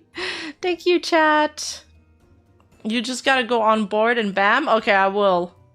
Oh, cool. Very, you know, mean girl energy towards this. It's all how you handle it. Finally! And it's also partially due to the fact that maybe she's new to doing this type of content, and it's capturing her in a bad way because she's giving it the same energy she does with other topics that aren't as serious, which makes it seem like she doesn't take this as seriously. Yeah, watch this being a scam email. Thank you, Gox Horse! Thank you! Even if she doesn't intend to do that. And you're wondering why I blocked you? Because I never want to see people like you, dude. You are the reason why streaming is not fun. Oh, man, Because she's still you're going here in. for money. You don't even like your community. You don't even like talking to them. You're complaining. She's still going in, Christ. Dude, you know what? This These bitch, are dude, the I'm gonna people show you who look something. at fan art and Bro, say she's you still like saying it she doesn't because like or it's care wrong. about her community and she's a bitch. Still. My energy on mainstream. So let me go in an alt stream. You like streaming? You know what it's like to like streaming? That I have I like streaming so much that I would go in an alt stream just to stream fucking more. I don't know what this does. Yeah, this goes on for like 40 minutes. Okay, 140, sorry. People don't have passion. I'll take. I have to work a 9 to 5 full-time job. Not only do I have to juggle that with streaming. So yeah, the place of the issue is She doesn't even know me and assumed I hate everyone. If you hated everyone, you wouldn't feel so hurt by hearing it was easier for other people because you care about streaming, which is why it bothers you. It's clear you care about streaming or being successful at it because the post bothered you and you felt the need to share your opinion. That it makes you so tired. It's pretty easy to that figure you're out. unable to stream. Your because a motive 9 was to you felt 5 passionate is so about your own hard, take on it. So you which shared I it. literally I think that's pretty have easy to admitted understand. to being lucky that I'm not in a 9 to 5. So the job is the problem. Alright, I don't see this as Nazuko. You Is being it able right to sit after there and say this? it's easy. No, I could have said this when I was 20 viewer Andy or 100 viewer Andy with no money in my pocket. You just want to blame something else. Okay. Gosh. I'm sorry, I'm launching. And then somebody else said, Oh, there we streaming go. isn't easy unless you're incredibly privileged or lucky and have doors open for you. Breaking through is an uphill battle. Consecration is demanding, unstable, and often thankless. Because you're doing it for the passion. Wait, You don't need a isn't Ebiko VTuber like a pretty big VTuber? Thank you for streaming. Open the doors yourself. That's what streaming is. Why would you need a thankful? Oh, thank you for showing up and playing League of Legends. Are you joking? Guys, please thank me for showing up and See, reacting. the problem is to she's Twitter. she made a serious post that she wanted everyone to take seriously, but you weren't allowed to laugh at her in the same way. Like, imagine if anybody looked at her post and was like, damn, I guess it's just real easy for you as a bigger streamer. I guess it's real easy to say for you, like, you know what I'm saying? Like, if you gave her the same energy, people would have said the same thing. Guys, where's my thank you? Well, guys, where's my thanks, guys? Come on, man. Why are so many of these She sounds like she's people jealous. Who, have Ebiko? nothing to do with actually streaming? Who sounds jealous? I don't think anybody is jealous. I think people are just sharing their own hardships. Also, why are people allowed to be jealous of other people who have more than they do? As long as they're not being mean. Like, damn, I'm jealous of people who get 1,000 viewers. I love what I have. But man, I see that and I'm like, damn, that's cool. Well, am I not allowed to be like, damn, I wish I had 1,000 viewers. I'm happy for what I have, but like, that sounds like it'd be cool. Do you guys ever look at somebody in a like Ferrari and you're like, damn, I don't really need that car and I have everything I'm happy with, but that would be cool to have one of those. I don't know. People are just sharing their opinions. It's a discussion post, right? Dude, Being jealous and being envious because are not the same. you can't. What, Okay, so what did she do wrong that is jealous and not envious? I don't think, but basically, I don't see anything about Ebiko that's being horrible right now. actually, when we're gonna have a conversation with Yeah, me actually neither. streaming, not outside of streaming, things that you have to do outside of streaming or whatever, but streaming It itself. discredits what can Demi you complain did. about? Okay, so anybody who says that streaming is hard, I mean, having like internal jealousy is fine. Depends what you act on it. Like a lot of people have negative thoughts. Depends on if they act on them or not. Depends on their actions. automatically discredits Demi on a personal level. So people have to agree with Demi. Is that the take we have to have? That unless we agree with Demi, it is a The screams are intense, yeah. personal attack against everything Demi's ever built. That's not what she said, though. Who are you talking about right now? I'd say anyone who says streaming is easy discredits people who put in a lot of work. I don't think either's true, guys. I think you can have different opinions based on your own individual struggles. Let's not get cooked, okay? Ebby has her opinion. You can disagree with it. That's valid. She commented under Ebby's tweet. I heard it was normal. I heard she commented in a rational way under her tweet. It's the fact that she dragged people on stream that I have a bigger problem with than whether she responded to them. You know what I mean? From what I understand, Demi's response to her on Twitter was fine. What the problem I have is not that Demi disagrees. The problem I have is that she's dragging people while blocking them and saying, and like doing it in a very disingenuous and mean-spirited way. Oh my god, All dude, right? I don't talking have to any chat is problem so with you guys hard. disagreeing with Ebiko. If you go to Ebiko's post right now and you say, I disagree with you, that's fine. But dragging her on stream, like dragging people on stream, calling them bitches, saying that they only, like they're as bad as Cinder, like making these really bad allegations to people you've never spoken to, and blocking them so they can't defend themselves is Complain bad. about tech issues? Fair. On God, fair. Tech issues is the Blah, genuine, blah, blah, like, whatever. can't When Yeah, people doing a arguments 9 to nuanced, pulling 5, up their Twitch saying and streaming mocking does their not tire content is you not. when we are Thank you, Dean, overdramatic, for but it's coming mentally, to emotionally watch exhausting videos for 4 many. hours Yuga. With my medical and sleep deprivation, depression, etc., it's physically exhausting too. Yet people say that we're doing nothing but sit all day. Yeah, I disagree with you. It's better than saying you're a dumbass for thinking Yeah, that. I'm streaming- I'm not going saying to that drag streaming you and isn't farm tiring, you for though. this. Anyway, breaking through an uphill battle, content creation is demanding. I didn't even talk about content creation, dude. Whatever. Or Sorry, I'm it's skipping ahead. I'm pretty sure she saw my tweet and then wanted to make her own like other thing because other people were talking about other things. So she brought this up and stuff. Yeah. Again, I tried Yes, streaming content for a creation while to is help demanding some because it's I a worked different 12 kind of hour shifts demanding. And work anywhere from 60 minus 80 hours a week. I think people are just commenting on the situation like on a macro level. It's not necessarily directed at Demi. Still showing up cause I had fun even with we're talking about content creation. Yes, it never stops. It's I will 24/7. absolutely admit that streaming takes a certain amount of Oh my luck. god, the Stop TTS. donating. Hold on, let me talk. I'm gonna pause TTS real quick. I'm gonna pause it. We're pausing it, okay? I never said that content creation is easy. Content creation is literally off itself a whole 24/7 thing because it's a passion thing. It's literally something that you want to be passionate about and everything, and Yep. and it's something that you choose to do. You Yep, choose. but you also just made a post, your basic post without all of the other things added in, says streaming is easy and you're privileged to do so, and other people are going to have another opinion and just want to talk about it because it's a discussion post. to want to be a content creator. You choose Right. this pathway that you want and navigate your own way with your own goals and whatever. And that of itself is a hard part. But showing up and streaming, I'm sorry. You cannot tell me that streaming is harder than having a job when we're literally watching videos and reacting and playing video games. Nothing of She that said streaming, of not being a itself is content hard. creator, it doesn't matter. None of them gives you the right to go on stream, block the people who have a different opinion than you, and then drag them and call them a bitch and say that they're only in it for the money and they're as bad as Cinder. I have no problems with her saying she still disagrees with them. I don't have any problem with people saying, you know what, I think Epico's wrong. I feel like Epico's argument is null and void, and, you know, she said, or saying like, oh, I think Epico's right. She's comparing it from a 9 to 5. Like, I think both are okay. By the way, I'm not saying you gotta only agree with Epico or you gotta only agree with Demi. I'm saying it's wrong to drag somebody this way. It is wrong to have a discussion on stream about this and farm it and be unkind and not allow anybody to say anything back. If you want to grow an audience, if you want to be like somebody, or if you want to be part of the top 10 streamers, I'm talking about the original post. People just didn't read it properly. properly. Yeah, that's Twitter. There's nothing wrong with Demi's original post. None of us have said this whole time that her original post was bad. Yeah. Or disagreeing with the responses is bad. What's bad is dragging people on Good stream, night, going to their Nan. profile, making fun of them, Thank you for stopping by. saying they're as bad as Cinder, calling them a bitch. That's what's bad. That's a different topic. Her making the that's post, literally a fine. whole different topic, and I'm never gonna say that that's not easy. Saying some people are dumb and didn't read all of it, also true. Literally, it is. By the way, hard. there's nothing wrong with her Because tweet. I have to deal with- Nothing wrong with her tweet. Nothing wrong with disagreeing with her. Nothing wrong with her disagreeing with what people had to say back. Nothing wrong with discussing this in a civil way. Nothing wrong with that. Her post, though, it seems like she wasn't expecting discussion. And Oh, Demi's tweet was in reply to some tweet where a streamer chick said she earns 10k on Twitch a month, but that's not enough to pay the bills. Dude, well, maybe if you live in a palace with like a bunch of servants and stuff, then yeah, maybe that's not enough to pay those bills. she didn't want to have discussion when it's definitely a discussion post. People spamming L's all day, bro. Like, anyway, real talk. Yeah, streaming is not hard. I'll die in a hill. Streaming is not hard. Streaming is what you make out of it. If you want to grow from streaming, that's a whole nother ballpark. Yeah, yeah. That's a So I think this is all of it. different one. She was by far mean-spirited towards both of them. But she was meanest for whatever reason to Monia. But yeah, she randomly was dragging. There was a 10k a month girl claimed she was spending half of that on travel. Oh yeah, I've seen that. 5k on travels per month. Is she like going on vacation once a month? You mean if we live in California? Yeah, probably. Demi and a few others look like too. And by the way, like I said, there is nothing wrong with her initial post. There is nothing wrong with disagreeing with Epico. There's nothing wrong with any of this. And if anyone is taking this as some type of flag to be mean to Demi, then you're part of the problem. You're not on my side. I never think harassment is okay. In fact, like I said, the only few interactions I've had with Demi have been good. But I think this was really wrongly handled. And all right, the reason I chose to cover this is actually something that's happened after the fact. So this is going to be my post on it, and then we're going to move on. I went to look at a video about this that Monia shared from one of, it looks like Demi's fan members.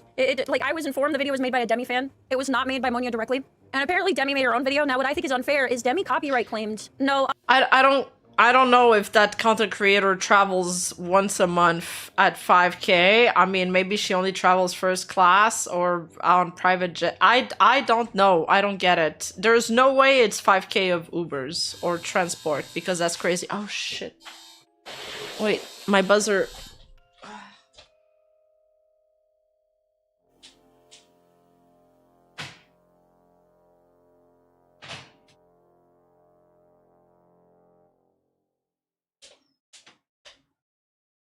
Dude, it's getting so hot in my office, like I'm actually dying. we're not looking at, I don't want to look at Demi's, oh wait, yeah, I looked at Demi's VOD, sorry. I don't know if Demi made her own personal video or if people were referencing the VOD. Basically, from what I heard, somebody from Demi's community made a video. No, it's my dad is coming to drop me some food.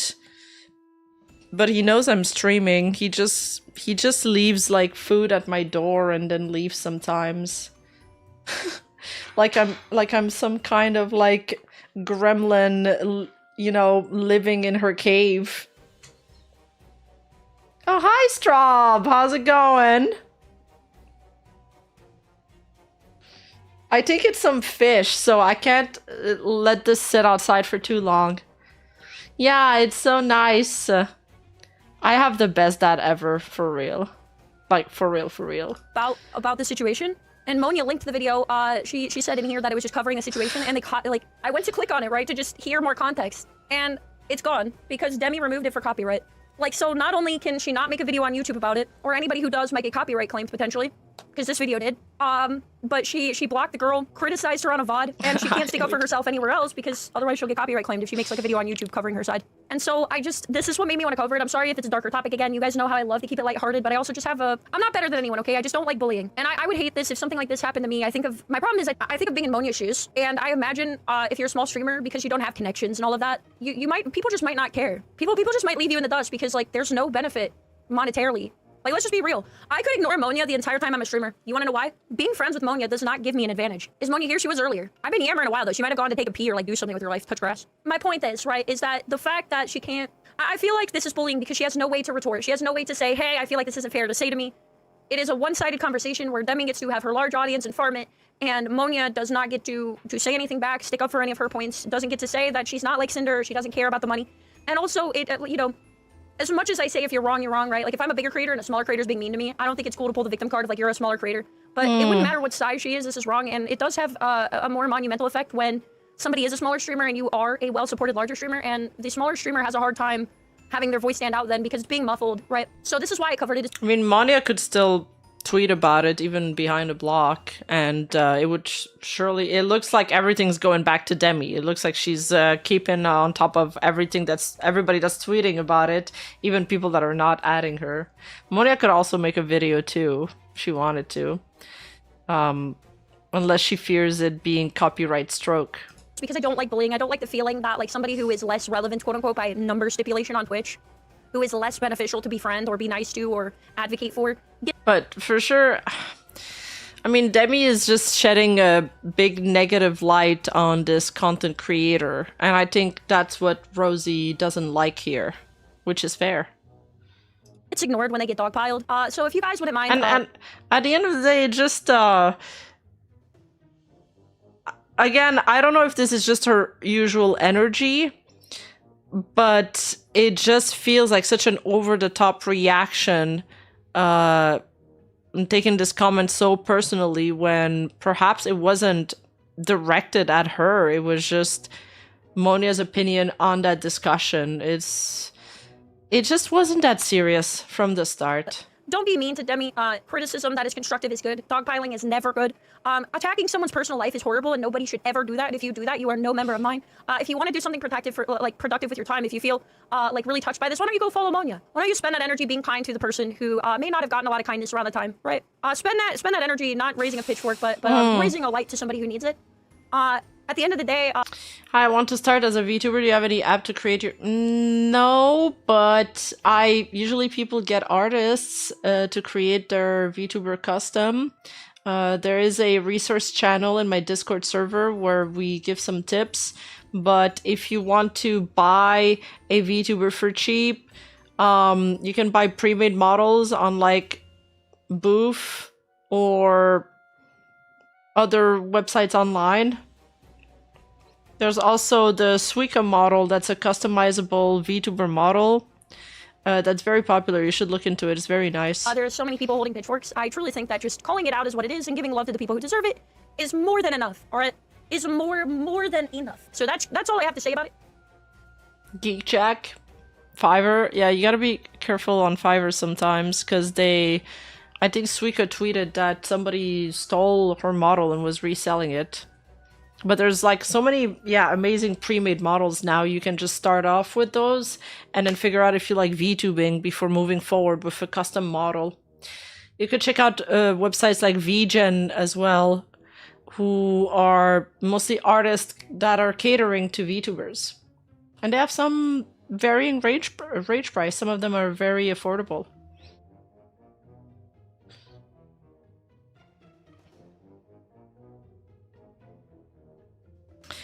We didn't get to see the part where Damon was talking about Rosie, though.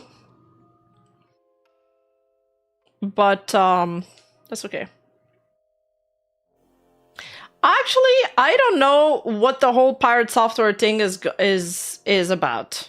I've heard about it. No, I haven't heard about it. I've heard his name mentioned in drama, but I don't know what it's about at all. Like, at all.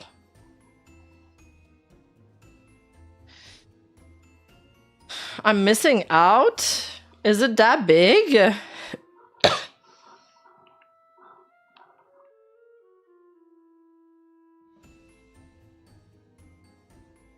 stop killing games, but is he right or is he wrong about it? I don't, because it's such a vague statement.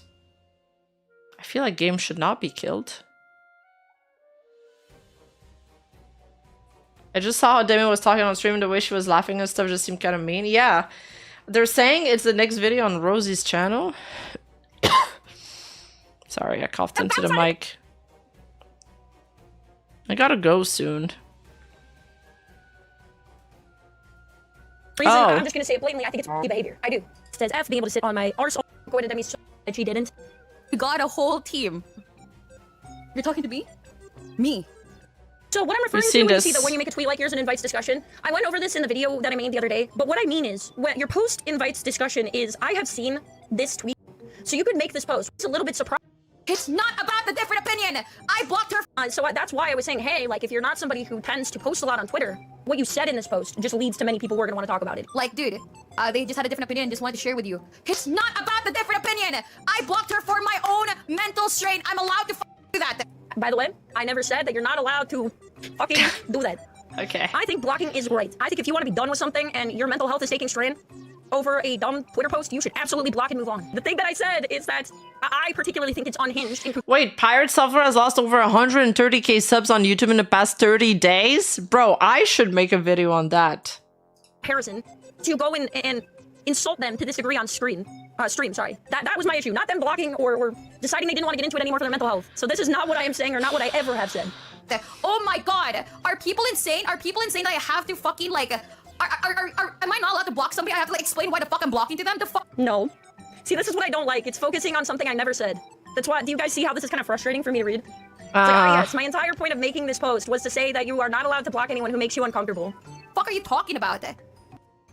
Why are they talking about it being personal when they invited them and got personal about it themselves? Oh god, dude, I didn't do shit! I get the point that Monia is the one who technically started it.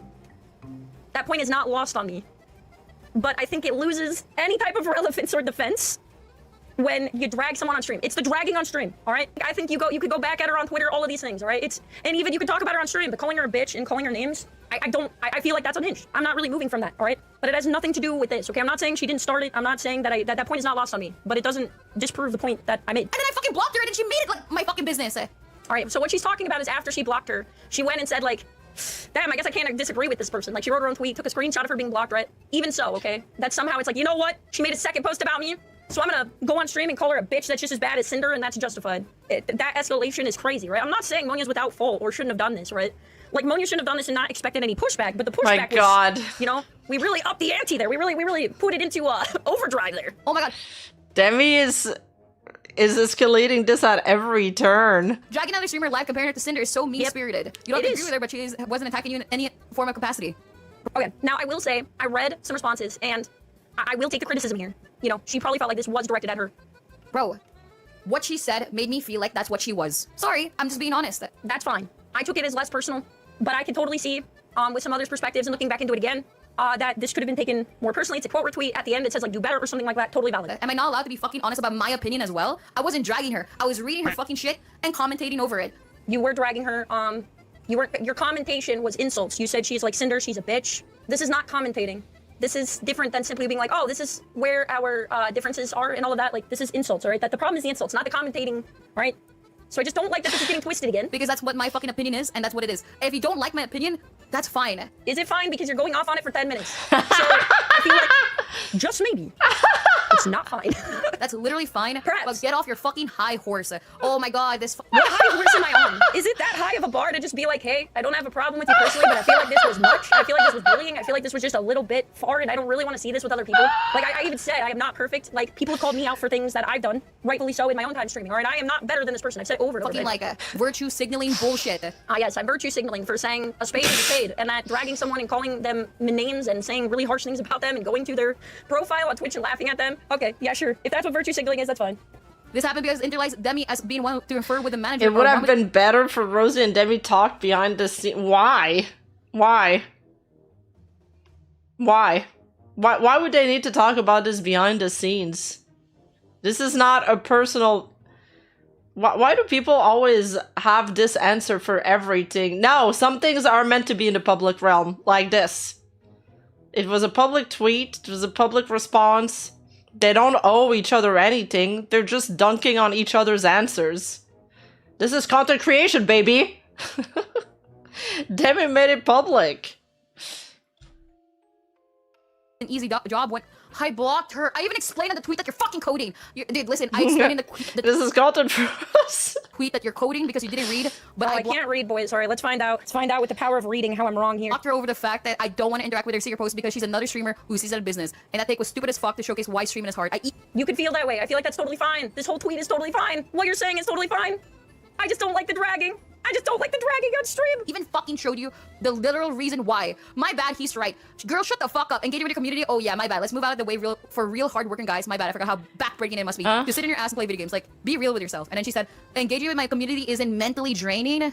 Engaging with your community is mentally fucking draining. You know, I'm gonna just say it. I'm the one who can't read, right? I'm the one who can't read. All right, so you guys are gonna have to tell me because I'm incapable of reading. But I'm pretty sure she just said, my bad, he's right. Engaging with my community isn't mentally draining. As in, Yeah, isn't. yeah, And me she too. reads this and then says, engaging with community is mentally draining? Engaging with my community isn't mentally draining. Engaging with your community Oh, she read it as being sarcastic.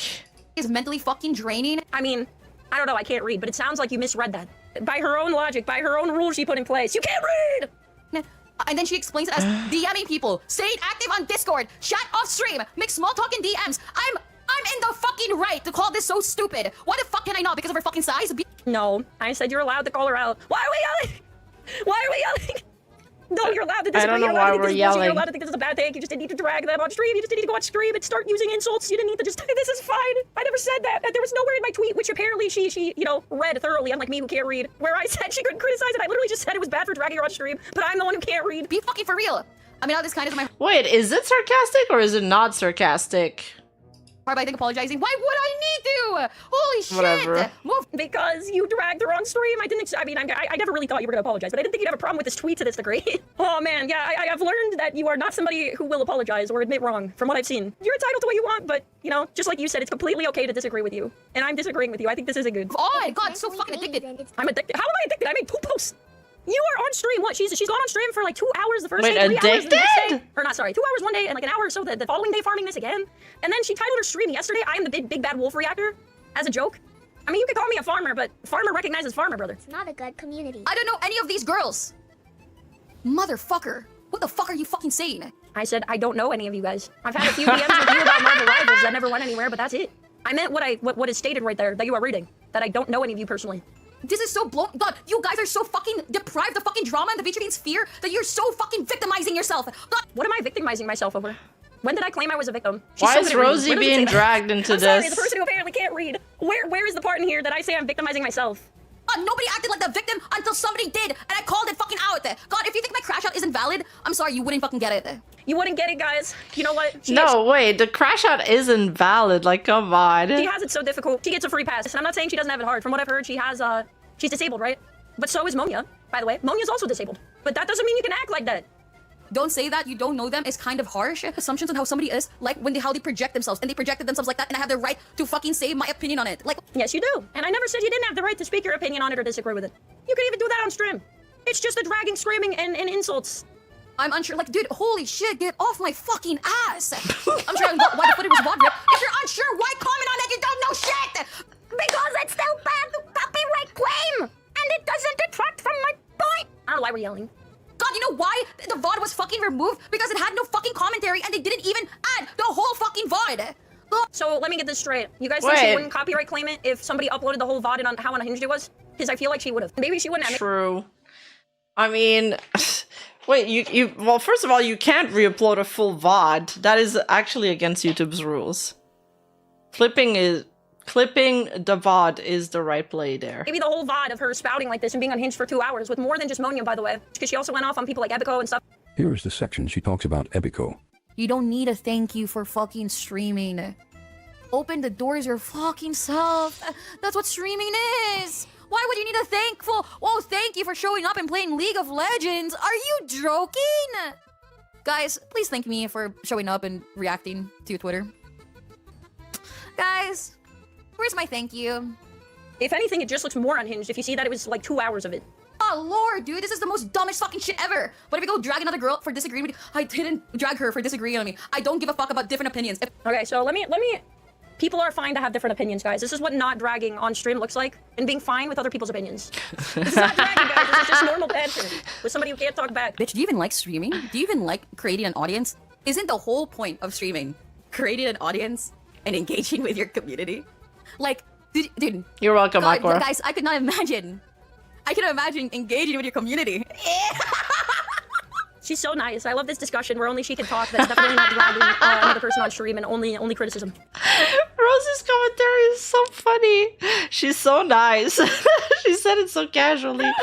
Oh, brother, dude. We're really complaining about engaging with your community. Guys, I can't believe I have to look at my chat. Guys, I can't believe I have to look at my chat. Yeah, this is definitely not 2 hours, you know, going on Holy. about other people's opinions. This definitely isn't 30 minutes only on Monia's Oh my difference god. of opinion. The screaming there is holy. Handling biz relationships. Okay, so you're in it for the fucking money. God, you're just like fucking Cinder. That's the reason why fucking Guys, this is just nice criticism. Demi totally didn't drag her on stream. I'm so filled with misinfo. the Cinder situation even fucking happened because you can't even make a real fucking friend. You're only seeing numbers. Oh, numbers. Let me look at numbers, dude. Your greed is fucking just business, guys. It's just fucking business over here. Guys, I love it when somebody gives me some nice, healthy criticism. people like this is the reason why streaming is not as fun. Because you lack people who genuinely, and this is the reason You're just like Cinder off this tweet is crazy. Of 3 words, handling business relationship, because she said it's a lot of work handling business relationship. You're just like Cinder. The jump there. The jump. You gotta admire it. That was a big jump. This is what not dragging looks like. people with passion actually grow. Because holy fuck, if you're only here for the money, no wonder. No, She definitely isn't implying that this person's only in it for the money, is only in it for business. no wonder it's so fucking hard for you. Editing shorts, again, not out. That's fucking outside of streaming. God lord, dude. Outside of streaming! This is not even about it. Oh, planning your Yeah, I love it when women calmly explain their point of view in a very controlled and thoughtful next move. What the fuck do you even stream? What did she even stream to plan her next fucking move? This is fine too. To pull her No, up on I feel like this part is really condescending. stream like this is only valuable criticism, and definitely isn't weaponizing your audience who could dogpile her with your you Yeah. know, 3,000 viewers. We've seen this part. Move. Get a grab of fucking reality. Sorry, I just wanted to make sure Jeez. you hear what you said here. What was it again? What if you go drag another girl for disagreeing with you? I didn't drag her for disagreeing on me. I don't give a fuck about different opinions. My next move. My next fucking move, guys. Oh, it's the next move. Get a grab of fucking reality. Oh God. She didn't drag her on stream, guys. She was nothing but calm and collected and fine with her having a different opinion. God, handling biz relationships. You mean having friends or? Oh my God. Oh my God. So you're telling me I have to plan to play games for a living? I have to talk with my chat. I have to actually talk to other streamers. So nice of her. Yeah. Anyway, If I did, I wouldn't fucking be here right now because I'd be fucking absolutely. I'll just shut it down. They're just gonna feed it to their ego. God, dude, I know it's probably so hard to grow in this sphere because damn, guys.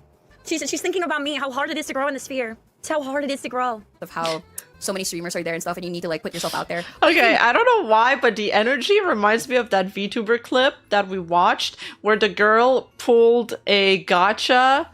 It was a Niji Sanji VTuber, and she got so excited about it that she like threw up or something. Do you guys remember that clip? It's like an iconic Niji Sanji clip. It's like OG. You need to do it by like also like absolutely drama farming. You're boring. You're Man, I'm sorry that Demi's looking in the mirror and realizing she's boring then. You must be pretty boring then because you farmed this for like 3 days straight. so fucking boring. You know When can we watch some VTuber clips react? I'll do another stream tomorrow or Saturday. I'll do like a just VTuber clip react because I took too long covering the news how today. this all started? Because I said that My bad. I didn't say that. Yeah, you know me, boy. It's somebody who only can do drama because I have nothing better to do and because it's so hard to grow on the internet that without it I couldn't. So Yes, it was about Uma Musume. She pulled like a 5-star and she freaks out. It's like the kind of VTuber that's like really known for her like reactions. She reacts a lot. She'll cry, she'll scream. It was gold. It's like a gold clip. does she just do it out of the passion of her heart then? Is hers different? Is her going on stream to farm people's replies to whether streaming was easy for like 2 to 3 hours one day, 2 hours the next day, and like titling her stream about it the day after? Is that fine then? It's only when I do it that I'm desperate and I can't grow without it? Because to me, with their own logic, she just called herself boring That every stream and implied that anybody who does this struggles to grow. So maybe she's, struggling to grow on Twitch without it. Was I said I her own am privileged as fuck to be earning this much. I can't remember the name of the. It was that VTuber that debuted with Shindo Raito, no? And to be sitting my ass down and playing games for a living. And if you can't understand that it's me who's lucky, I'm sorry. Maybe you just need to learn how to read a little bit more. No, I understand. It's you that's lucky because I don't think anybody's ever criticized you to this degree because it really bothers you. My lukewarm tweet really bothers you. And you felt the need to form it for 10 minutes and misrepresent what I was saying for 10 minutes. I was just happy about my situation. And honestly, sorry, streaming is easy. Growing is hard. And you know what? People say that I go back to my points and whatever. And by the way, I think she's right. I don't think anybody's disagreeing with that. Again, she's making it sound like we don't understand that and that the criticism is not entirely about her dragging. And anytime she addresses the dragging, she says she did not drag her on stream. I never did. You just never listened. There's a fucking difference. I never said ever. I said growing is hard. Dude, listen, maybe if streaming is so fucking hard for you, you don't have to do it. Oh, gasp. You don't have to fucking... Maybe if criticism is hard for you to hear, maybe... Oh, it's Otojibara. Yes. Okay, wait. YouTube. All right, I'll play it while I look you for don't it. have to make Twitter posts. And then people won't disagree with you and you won't have to, block them and then go to stream and drag them, where people can't say you're being unhinged or crazy. You can do it. No one's forcing you to fucking stream. Passion job. It's your fucking choice. And if you don't even like Yeah, it's your choice to make farming videos like this and tweets on Twitter where people will disagree. I found it. I really love her. She's so great. これっすよこれっすわ顔がいい Sayu, you should play that game on stream. Everybody's playing it. 好きだでも顔がいいずるいでさまだしっかり私ガチャ引いてないの今までねいいじゃんいきます Come on, I'll play it with you, Sayu. Oh.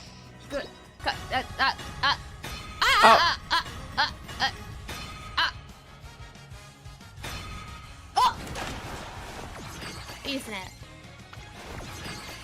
めっちゃガビガビやなごめんなんかあんまり安定してないかもあかわいいうららちゃん Sayu hates horses. はいはいじゃあやっぱスマホのキャプチャーボード調子悪いなずっと使ってなかったんだけどあるよはいあいいんじゃないあいいよ金めっちゃ来てる Wait, where is it? L ガビってんねいやでも悪くないっすよ悪くないっすいきます来るよここで来ますよ Okay, I think it's the... 止まったちょっと待ってちょっと待ってください So she's like pulling right now, but the screen capture failed. つなぎだ待ってちょっと待ってね取れてない待ってきたねちょっと待って待ってちょっと助けて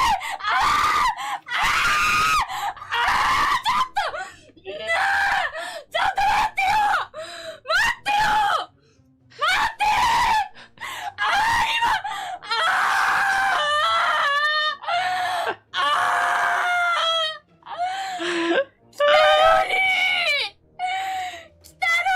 She got one.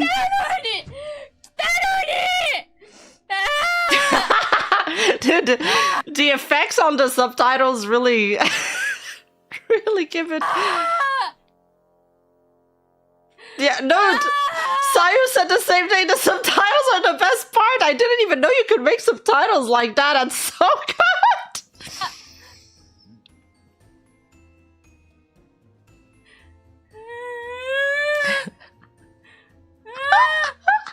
That's a legit crash out. Yeah. And now her phone is crashing.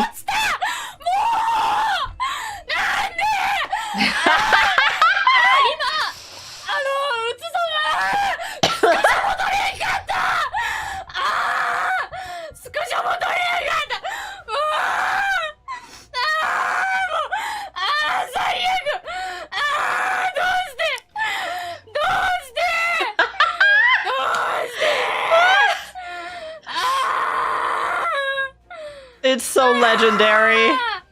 なんでどうしてあーあー映ってよあ映ってDoes she lose it? I can't remember if she gets it back. I can't remember what happens.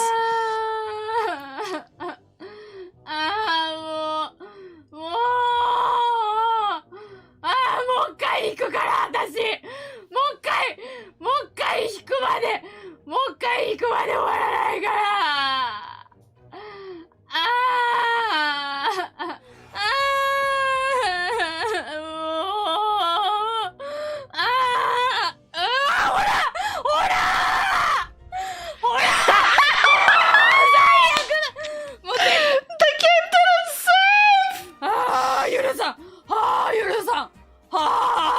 マジでねえ You know these ads that they used to run on cable TV? Like, this is what drugs do to your brain. And then they would like fry an egg like in a pan or something.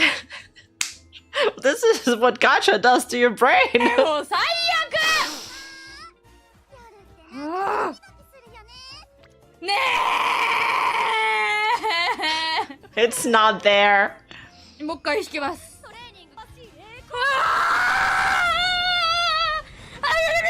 かっこいいIt's there.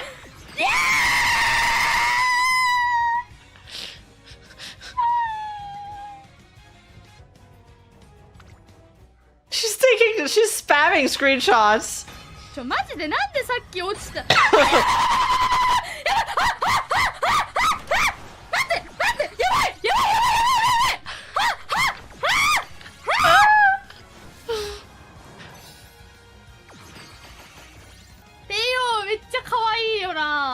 Teo is cute.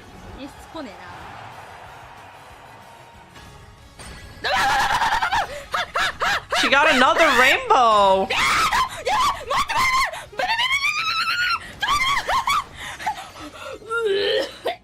She's vomiting. That's how excited she is. What the fuck? 待って待ってちょっと待って What the fuck? 次か Wait, so she got 3 in a... What? She got another one?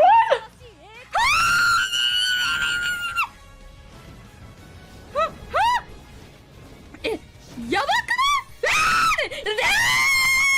かっこいいねえ待ってやばくない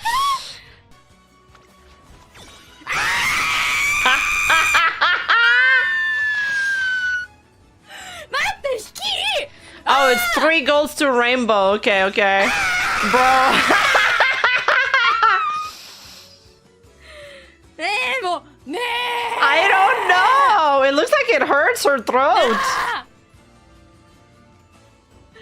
最高はい She has so much energy. もういいし半分やりましたから Oh god. Never change.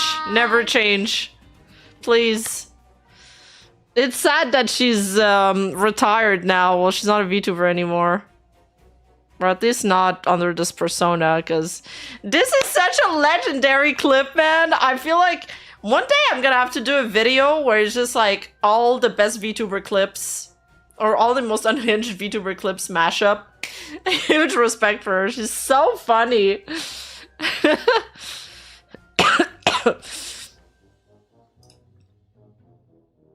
Oh man, that was peak. I forgot how good that clip was. Thanks for, my chat showed me this. God bless him.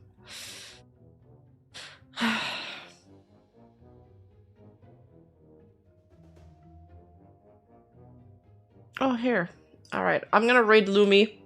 Alright, I'm gonna go, I'm dying of heat. I'm gonna go put the fish my dad dropped me in the fridge. I know, there's too many. But that's why I enjoy my community. They're sending me, like... Sometimes they send me, like, recent clips, but sometimes they just send me clips that I need to watch that are, like, legendary stuff. So good, dude. So fucking good. Hey, thank you everybody for hanging out. That was great. I'm gonna do... Don't forget that on Saturday we're gonna watch Lord of Mysteries watch along, and before that we'll do a VTuber Clips react. Either tomorrow or Saturday. I'm not sure yet. Alright. I love you guys. Thanks for hanging out, and I'll see you in the next